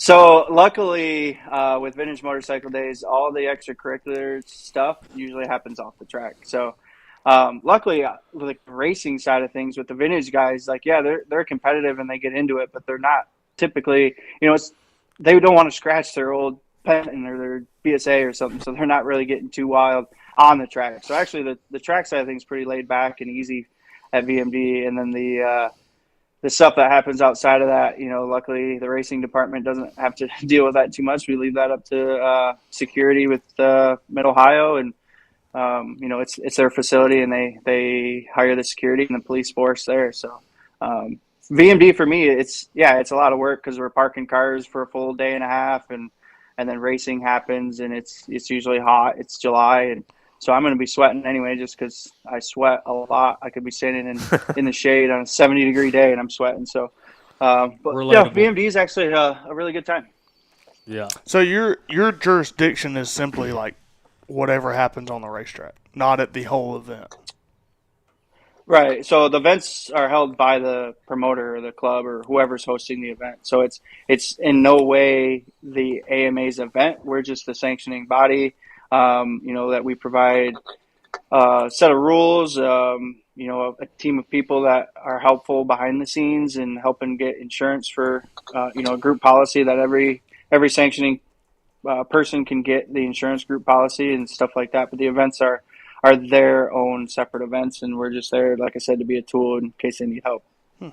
So what kind of reign or I guess choice do you get for your schedule? Because obviously, like you mentioned, 30, 40 weekend or events per weekend, events happening all over the country from West Coast to East Coast. J-Day now, one of the big additions to the AMA this year as well. Like, I guess, how much are you required to travel on the weekends? And when the weekends that you do travel, what kind of input do you have of where you're going? Or are there specific races and places that they want you to be at and show face at? There's certain races I'm supposed to be at, and it's for good reason. The AMA needs some representation at them, but it's national and regional events that are the first and last rounds of the season. So basically, that's why like Sumter National Enduro. You guys hear me? I think my internet's going out. You're back now. Broke up a little bit, but we got you now. Okay. We good now? Yeah. Okay. So I go to the first and last rounds of the national and regionals, just so that we can give an AMA representation, at the first ones to, help out with any new rule changes and new policies and stuff like that, and see where the season's at and going. And then the final rounds, we're handing out AMA number 1 plates for regional champions, national champions, stuff like that. So that's why you'll see me a lot at the beginning and the ends of the year. And then in the middle of the year, I'm trying to hit, big events. So BMD is one of them. TKO is another one. Just at Silver Kings this past weekend, and a few other things, and going to 6 days also for the first time this year. So those are the big requirements. And then outside of that, I get to pick and choose. Like if I want to go racing, I can go racing myself, or I might go hit up a local race. Like I hit up a District 17 race a few weeks ago, just to kind of make a face and say, hey guys, I'm here, and introduce myself, and then also get to race too. So that's kind of cool. Sweet.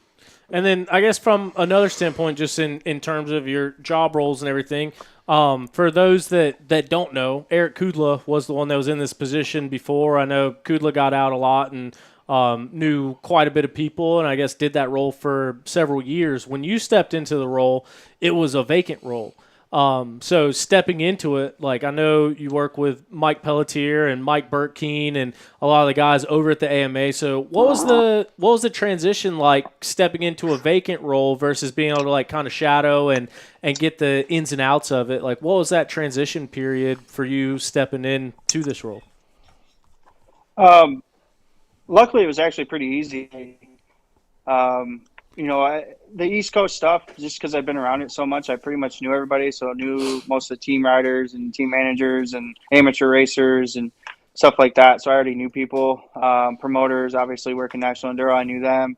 GNCC crew, I knew some of them, but not necessarily like Kerry Joe and Tim Cotter and stuff. But they welcomed me in with open arms and was really happy that I was there. They were pretty happy, to finally have somebody back in that role. And then same thing with West Coast. I didn't know anybody West Coast wise, and got into that pretty easily too. With just the off-road community is just the same everywhere we go. It's like-minded people that love dirt bikes and are very family oriented and stuff like that. And it's they've luckily welcomed me in with open arms, and hopefully we've built a relationship now over the past year, and they definitely lean on me a little bit more, and it's been good. Are you on Central Time or Eastern Time? Why is it so damn bright out there? I'm in Michigan, but I'm on Eastern Time. I didn't know if that's got to be close to the damn Central Time zone, isn't it? That's how it was for Jacques last week too, wasn't it? Yeah, but he was in Illinois. Yeah, it's maybe an hour east of me. Oh. All of us gave each other a look when you walked outside, and it was so damn it's bright. Dark it as was like, shit here. What's going on? Yeah, I'm hoping that my connection's better. I was in the garage, and sometimes the Wi-Fi don't work too good out there. Oh. So Logan, I got something, and I'm sure it's something that y'all have been talking about at AMA, and we've certainly talked about it quite a bit. But what's the plan for the XC1, XC2 Pro Point debacle that GNCC's currently facing?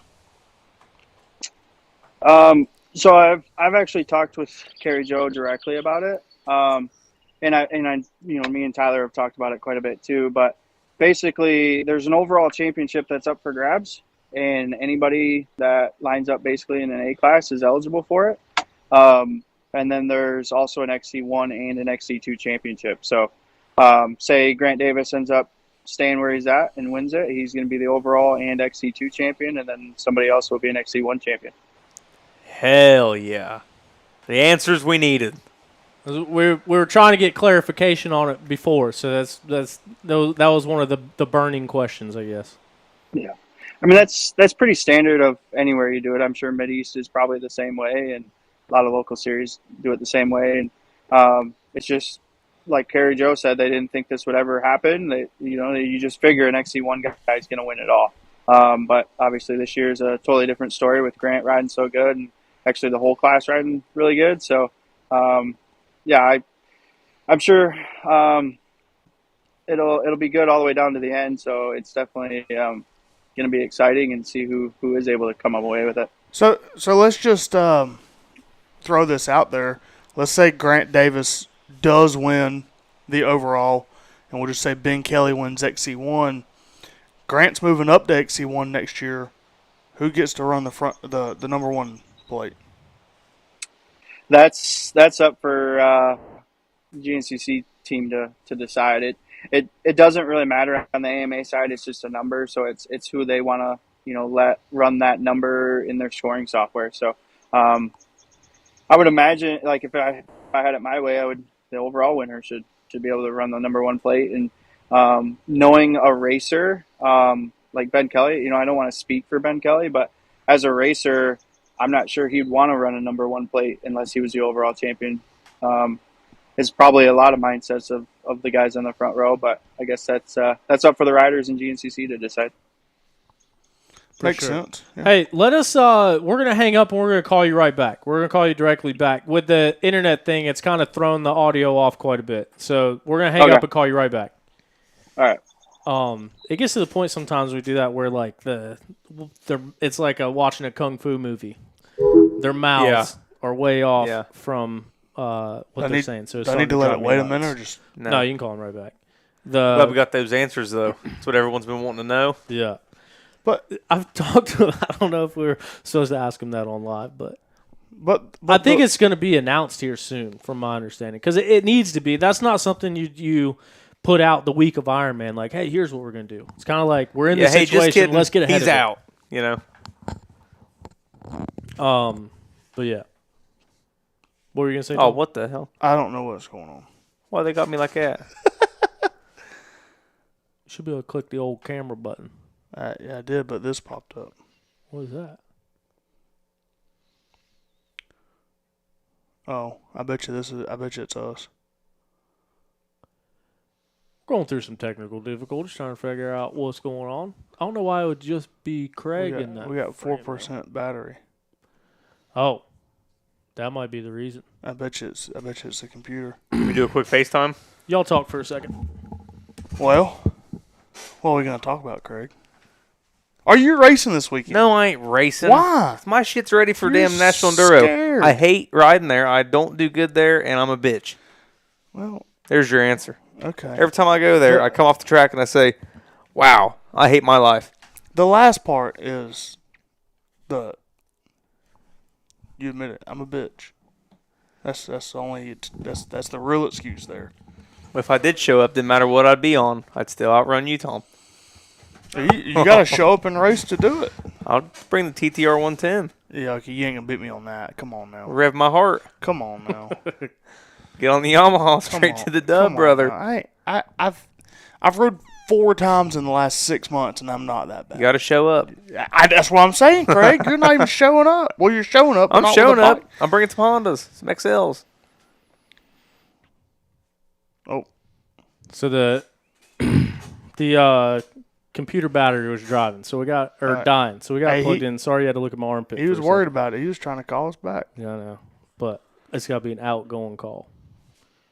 Oh, I think he's trying to call me right now. We got him. Hey, check him out. All right, we got it. We got it dialed back in here. Yeah. So this past weekend, the Silver Kings, right, Enduro, hard Enduro happened. You were out there. You were on site. You were also watching OTP to let us know that we were talking about the wrong thing. So appreciate that for one. But how was it? What was the sights and sounds out there going on in general? And what could you take away from Cody Webb being on a 4-stroke? First off, it's in a ski resort of Idaho, and that's my first time ever going to Idaho, and it's incredible, up in the Rocky Mountains. So it's a ski town. It's in Kellogg, Idaho, at Silver Mountain. It's a ski town, so like the pits are, where the parking would be of a ski resort, and then they did a prologue right there in the pits. And it's actually a little bit different because the ski slopes are actually a 4-mile gondola ride out to where the track is. So you basically, other than the prologue, everything was out there. So all the spectators, you couldn't drive out there. You had to take this gondola, and it was a 4-mile ride and through the mountains. It was really cool. And Then they had 3 chairlifts open, and you could just sit and ride chairlifts and watch hard enduro racing. So pretty cool as far as the spectator and that goes. But the other part is it was an FIM World Championship round, which just got added. The old series dropped at the end of last year. Then they've got a new promoter, so this was the second round of FIM. So you had all the top hard enduro guys from all over the world: Manny Littenbichler, Billy Bolt, and Marty, or Mitch Brightmore, and then you have Cody Webb, Tristan Hart, Ryder LeBlanc, the American guys mixed in. So definitely a lot of good racing. You don't typically get to see head-to-head battles in hard enduro, but you definitely did this week with Tristan and Manny and Mitch, and those guys kind of all going back and forth all weekend long and getting to see it from chairlifts. It was an awesome event for a spectator for sure. It sounds like it, man. Is that the one where a couple years ago they filmed the thing with Johnny Walker and I think Cody Webb where they were like jumping off of like the ski lifts down to the ski slopes and all that? No, that's Donner. I believe it's Donner in California, which is actually this weekend. Oh, damn, I'm striking out over here. I'm like for everything of things I'm talking about this weekend. They don't let any motorcycles on this mountain except for this race. So did I see this right on the start? They start them at the bottom of the ski slope and just wide open up the hill? For Sunday's race, yeah. It was or not Sunday, Saturday race. The prologue. Everything was the day forward. Yeah, so the prologue was Thursday night, and it was just an enduro cross in town. Billy Bolt was kind of waxing everybody at it like he typically does. And then he had an electrical issue that took him out literally a half a lap from the finish. So he ended up losing that. But just he hits stuff so hard, jumping logs that the entire ground shakes. It's unreal. I've been doing enduro cross in the U.S. and watched Tristan, who's amazing, and Cody and them. But watching Billy is just a whole nother level when it comes to that enduro cross stuff. It was pretty incredible. And then that sets what starting position you had for Saturday, which was a big mountain race. And they did a 21-mile loop that they had 5-hour time limit to do. And it was just one lap. So they had 21 miles to do. And Tristan ended up winning that ahead of Manny. And it took him, I can't remember exactly, like 2.5 hours or something like that to ride the 21 miles. And then you got Olympic scoring. So whatever place you got there, first place was 1 point, second place 2 points.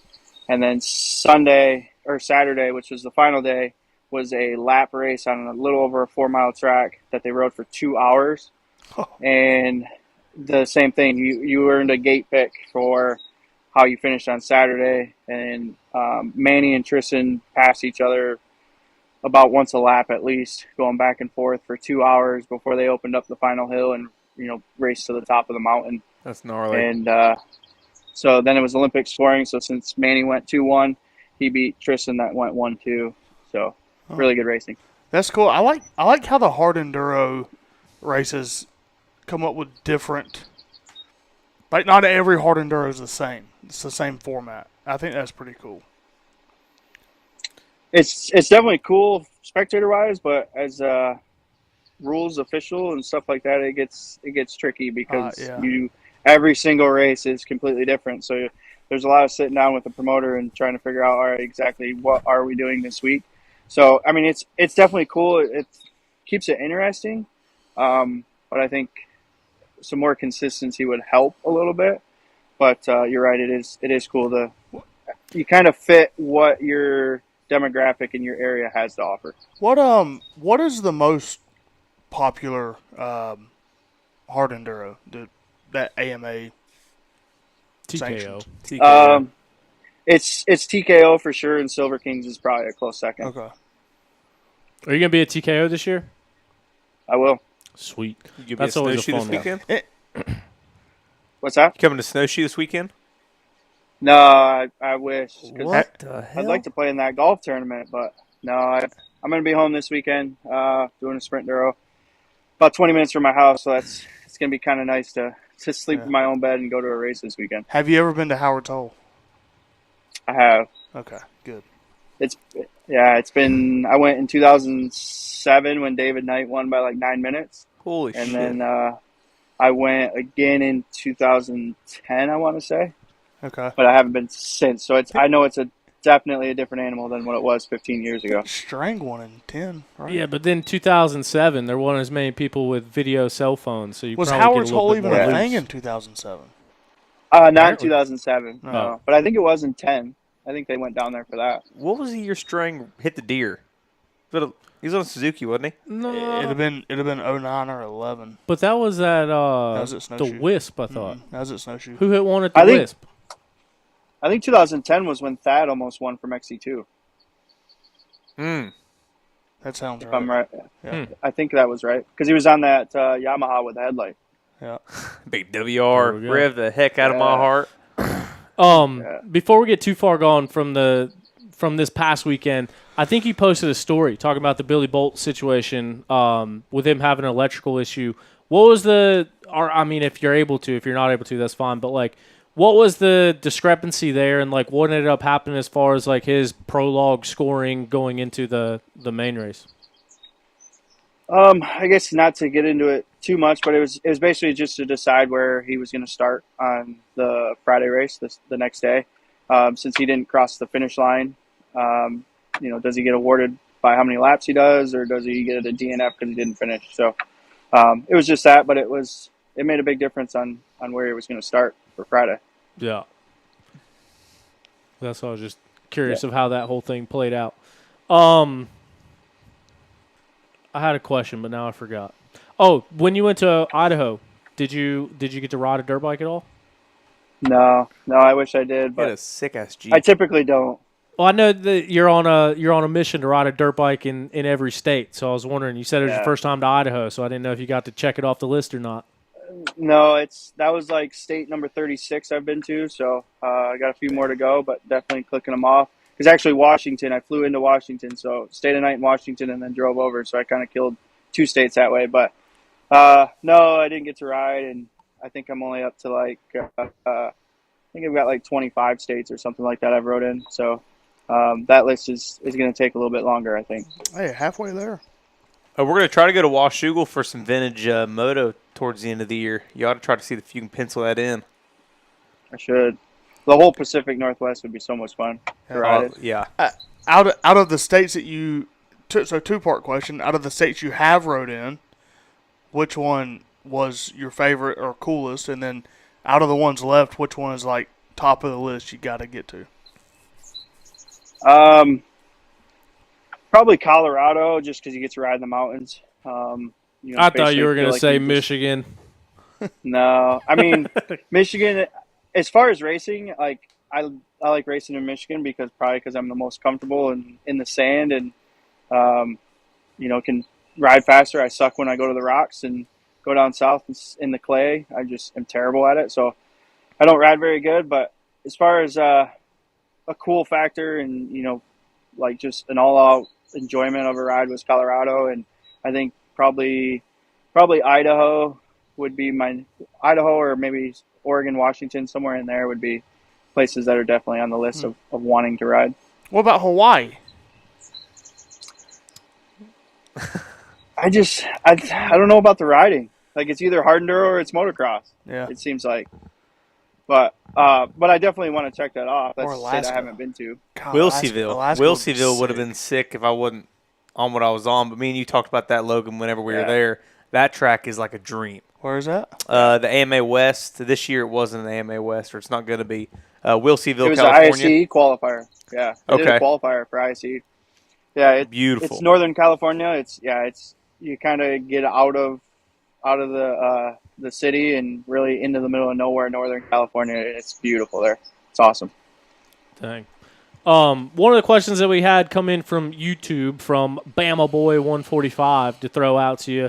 The RPV is what is used to score your class as per the AMA for the AMA rider lookup.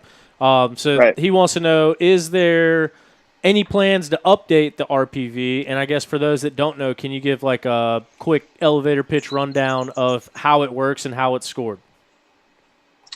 There's no talks of changing it. No. And in my opinion, I think it's the best it's ever been. When I got advanced to A class, it was years ago. like 2010, 2011, somewhere in there.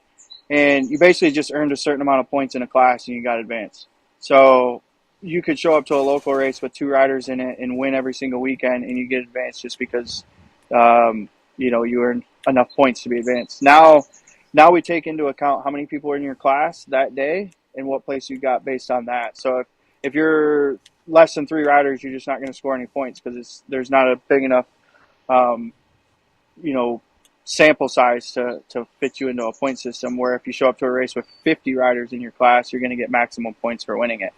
So that's going to help factor in how many points you earn based on how many people are in your class. And then as soon as you hit a certain amount of races, then we take in an average. And if your average is 15 or more points at the end of the year, then you're going to get bumped up to the next classification.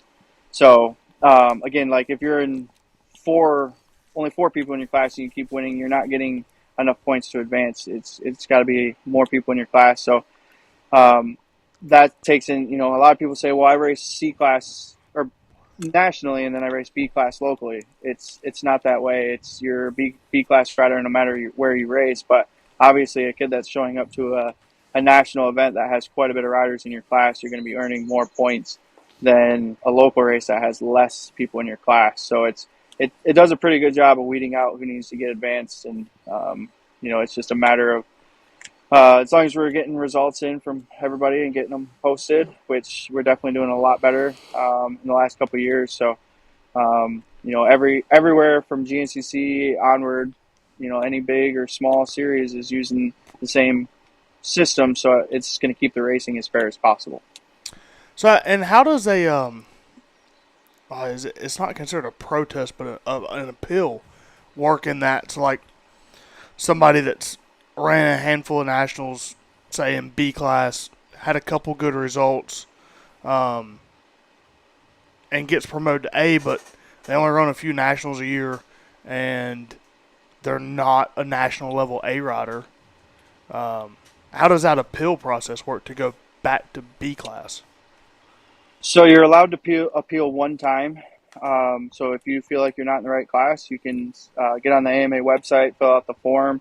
There's a $50 fee attached to it, which basically just, tries to weed out the serious ones versus the not. We're not trying to make money on it by any means. It's just if we had it for free, everybody would do it every week and we would never stop doing it. Mm-hmm. But so you pay a $50 fee and then you put in what class you are and what class you think you should be. We're only going to let you go down one classification, but you basically give a story of, a guy might say, hey, I haven't raced in 15 years. And 15 years ago I was an A rider, but I'm just not that way anymore.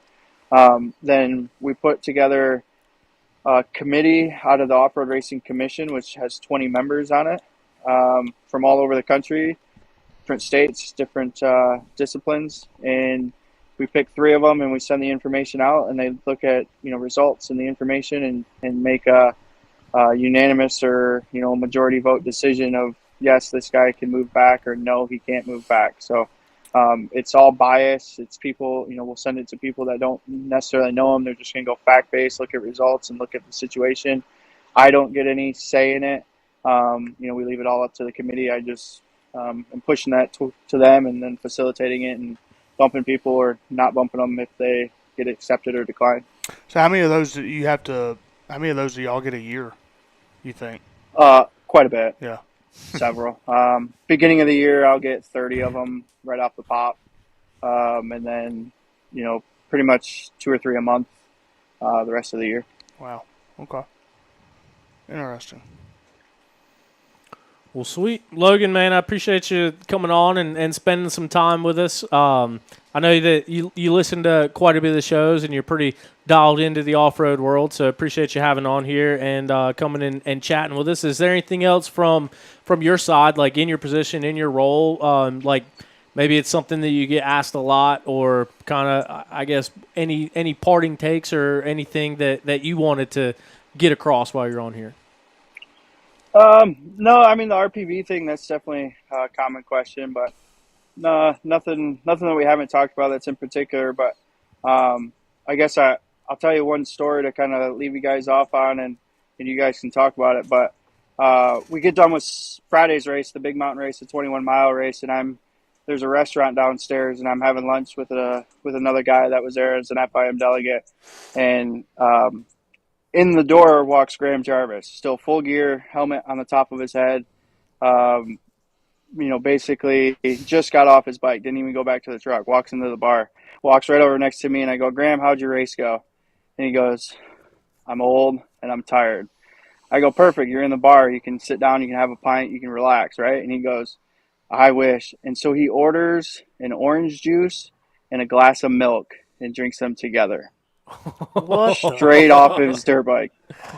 And it's hot. He just rode a lot of dust. Like, how good could orange juice and milk taste together? But those Euros, they do things a little bit different. Not as good as a Busch Light would. I Man. can promise you that. I don't want no part of that, I don't think. Logan, the same weekend I met you was during the Enduro Engineering Ride Day at Mud Daubers. Would have been into 23 maybe? Into 23. 23, yeah. Yep. So Graham didn't have a ride back to the hotel. So me and Josh were up there. Right. And I was like, hey, Josh, do you mind taking Graham to and from? He don't have a ride. I was like, yeah, that's no problem. So we get him in there, and I'm kind of giddy because I'm sitting there. I'm like, dude, I've been watching videos of this guy doing wild shit on dirt bikes forever. And we take him. Oh, did you cut me off? No, I accidentally cut him off. You're good. All right. So there's a big casino. Is it right outside Indianapolis?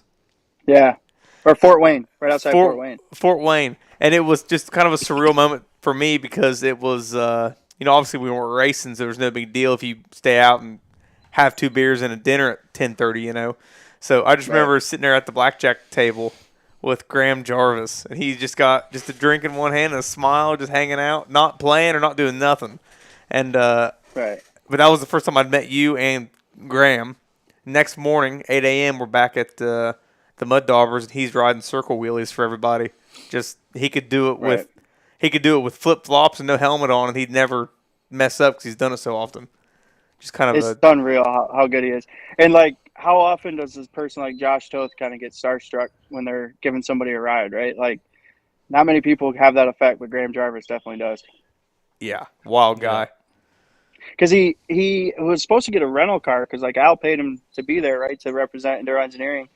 He was supposed to get a rental car or something at the airport and didn't have a credit card or something like that. Like, how are you traveling the whole world and you don't have a credit card? And obviously, rental car places aren't going to give you a car without a credit card. And so he took an Uber from Indianapolis up to Mud Daubers, like $200 Uber ride, and just shows up and just like had one small clothes bag full of gear, boots in his hand, and a helmet in his hand, and that was all he had. Like, the dude traveled with a backpack to go ride his dirt bike all over the world. That's wild. Yeah, he had to talk on WhatsApp, and it was just kind of the whole deal was kind of funny. It was awesome. Yeah, it's a cool dude. Yep. So, awesome. Well, cool. Man, once again, thank you for your time. Thanks for coming on. Appreciate you joining us, and appreciate you following along with some of the nonsense we do over here at OTP. There's an AMA media outlet of the year, so whenever you get to that voting point, if you want to keep us in mind, you do that. But no, man, thanks a ton for coming on and chatting with us. Yeah, no worries. Thanks for doing what you're doing. Hey, appreciate it. There we go, ladies and gentlemen. Logan Densmore. Appreciate it, man. See ya, dude. See you guys. So that was Logan Densmore. I had to throw out the AMA Media Outlet of the Year because I was nominated for it before, and the higher ups took me off of it before I even got the chance to get to voting. So I'm only a little bit salty about it still. Who won? I don't know, but like, I was confirmed nomination before it went to voting. I was off the list, surprisingly. That was the year that the Buckwheat, Ben Kelly, Stu Baylor, Craig Oberholzer protest happened. That's my fault. So, you know what I mean? Maybe someday. We'll keep working hard at it. Matt Shamlin jumped in the chat. Appreciate you, dude. I didn't see your second question till now, so sorry about that. Adam Jagger says, is the creek jump in Olivet this weekend going to be sweet or what? It's also, he said it's going to be 100 and something degrees there. No clue what he's talking about. You must be talking about the race that Logan's got this Michigan. weekend. Is that the hard enduro one? No, the Or- sprint. Oh, the sprint, Michigan. that yeah. Logan's got going on. He would have been the inside source to have about that. So I feel like a complete idiot. I've never heard about this Jack Pine Enduro. Really? Yeah. I'd heard about it, but only when it was national, I think. Like- I didn't know they did it every year. I could guess. I just never. So I didn't didn't know realize the- that it's the longest standing race in the world. Like, Yeah. I'd like to yeah. go. I definitely want to go in the no, it 100. sounds sick. That'd be sick. Yeah, next year. Dude, a let's- 100th anniversary Jack Pine T-shirt. Yeah. And he said they got Gnarly. something up their sleeve for it, too. to try to do 100 miles. I've Yeah. always, shame on me for saying this, but like I've always wanted to do a 100-mile race because that's how they used to be. Like Denver 100. Denver 100. Blackwater 100. Yeah, I just so like if that's the deal next year, I want to make a point to go. I wonder how much of that's going to be road, though, because a national enduro, if they're gives wanting a that, shit? well, they're wanting it to be a national.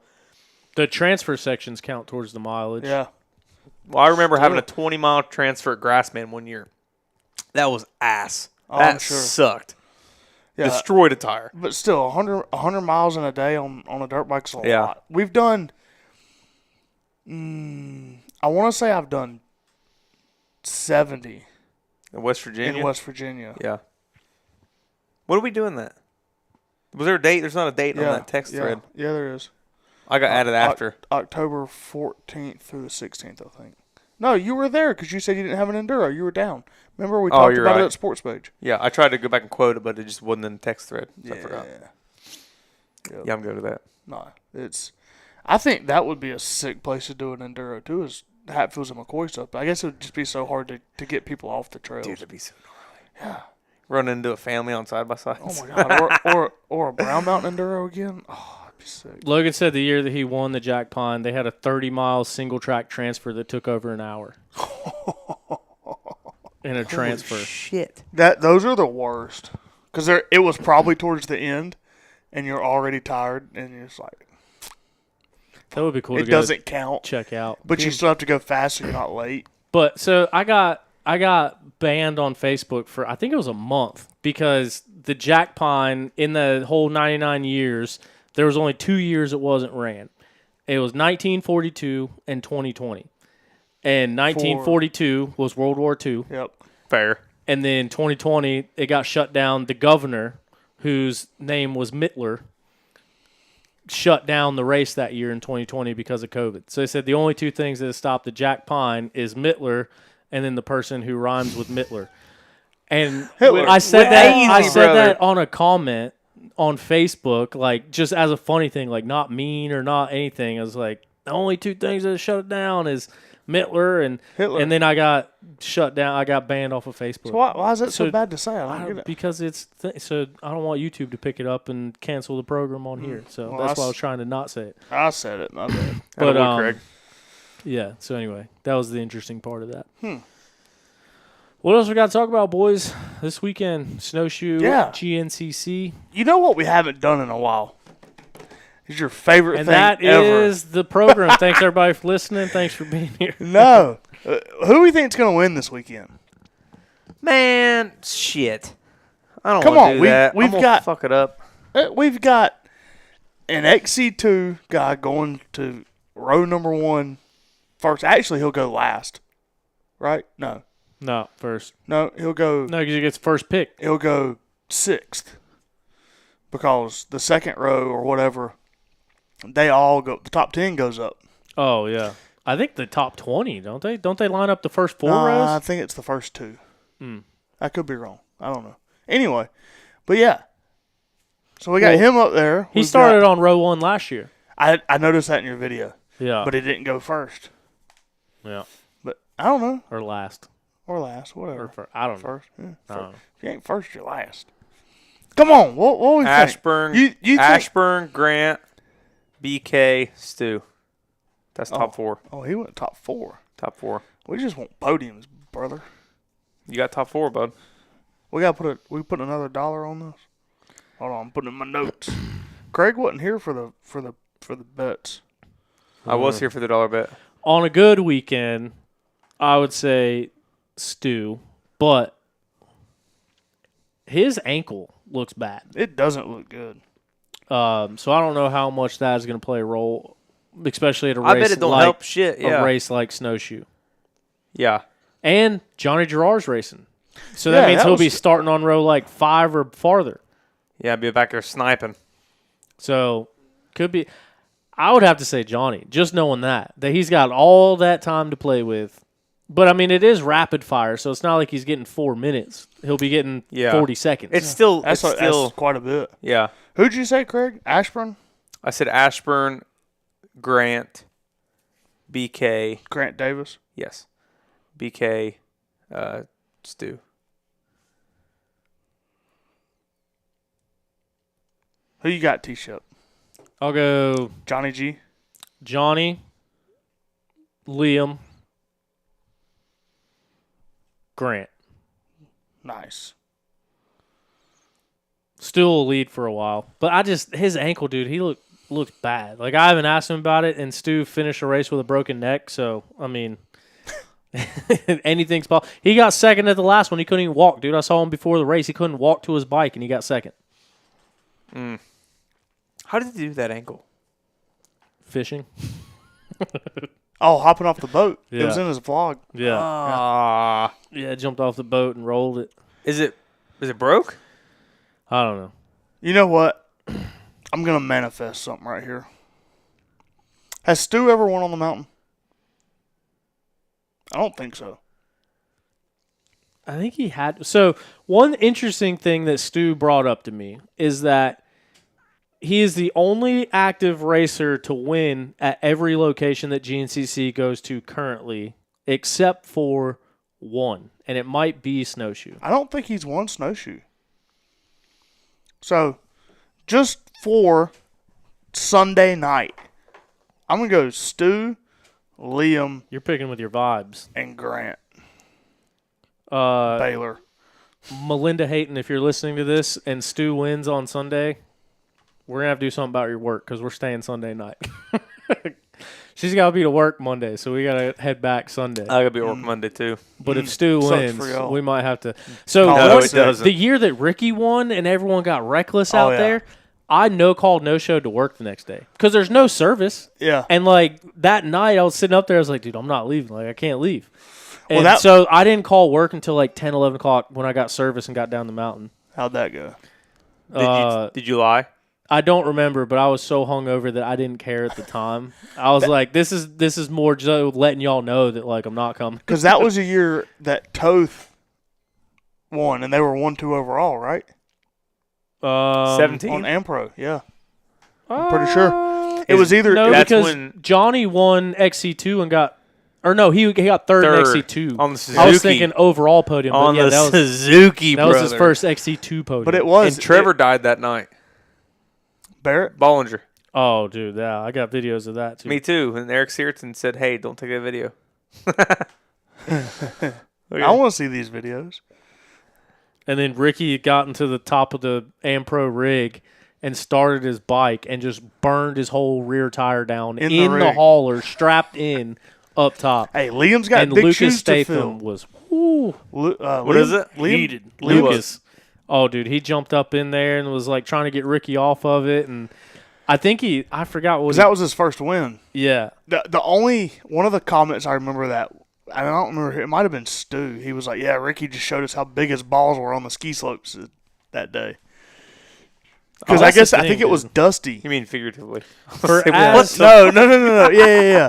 Because it was dusty on the ski slopes. I think there was a lot of fast ski slopes that year with the water breaks. Yeah. And I guess Ricky just didn't give a shit. Just, I'm searching for our messages to see what race it was Do we look, that he see if you got hasn't snowshoe or not? won. There's no easy way to look at that. There's a 5-minute way. But yeah, like especially with like Talladega new location, Stu's the only one that's won there, and Tennessee, not very many winners there. He won there last year. He had to have won snowshoe. I don't think so. Here, just Google I'm Stu working on it. Baylor wins snowshoe. I know he has it in the last couple years. Let's see. What in 17? Get off my computer.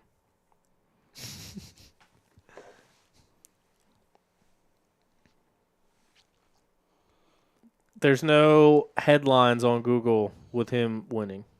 I don't think he's won it.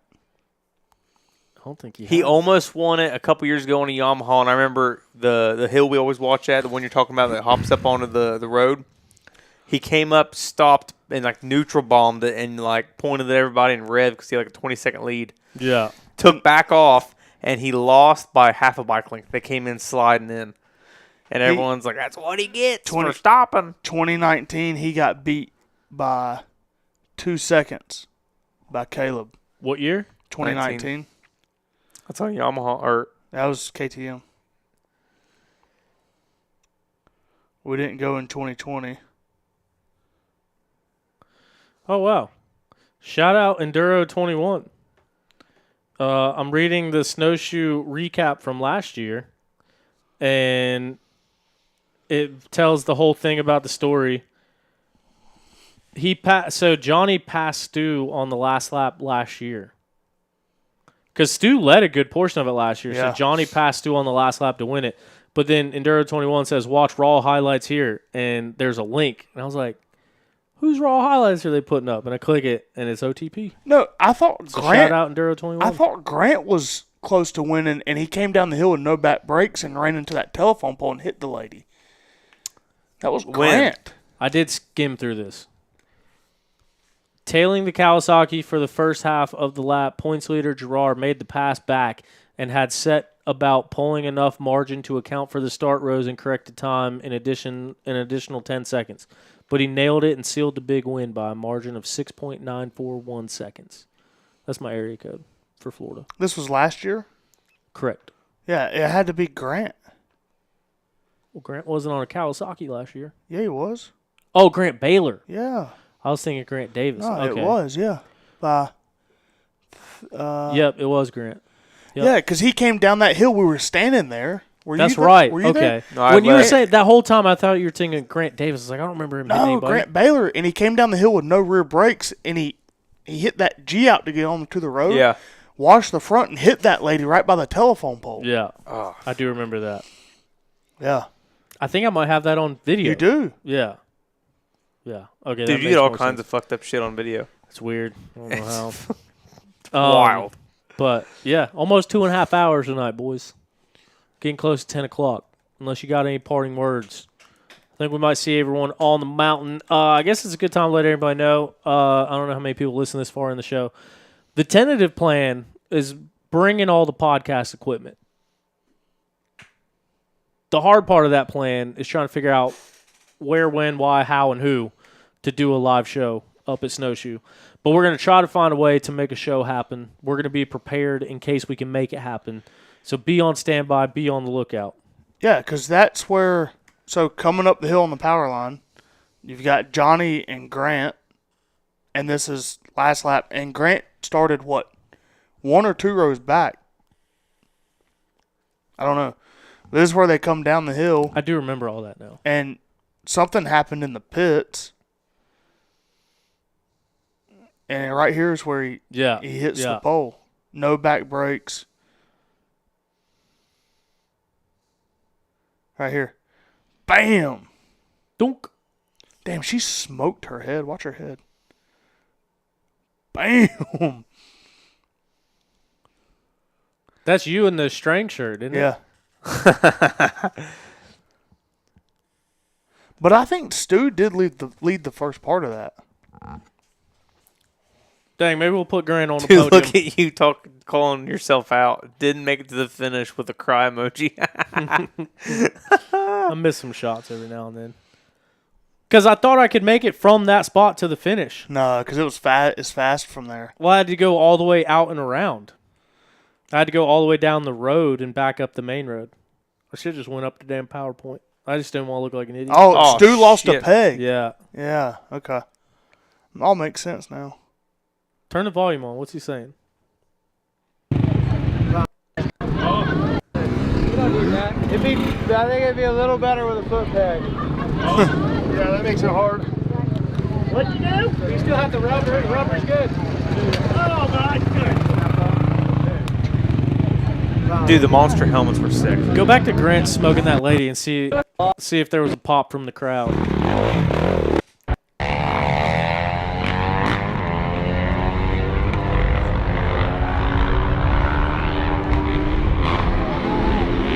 Yeah, a little bit.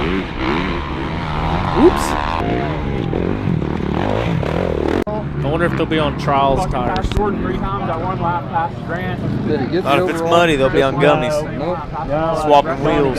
Dude, these are some of my favorite parts about these shows because I catch all sorts of shit. I heard him announce it. At the bottom of the fucking hill, I just went straight into the power pole.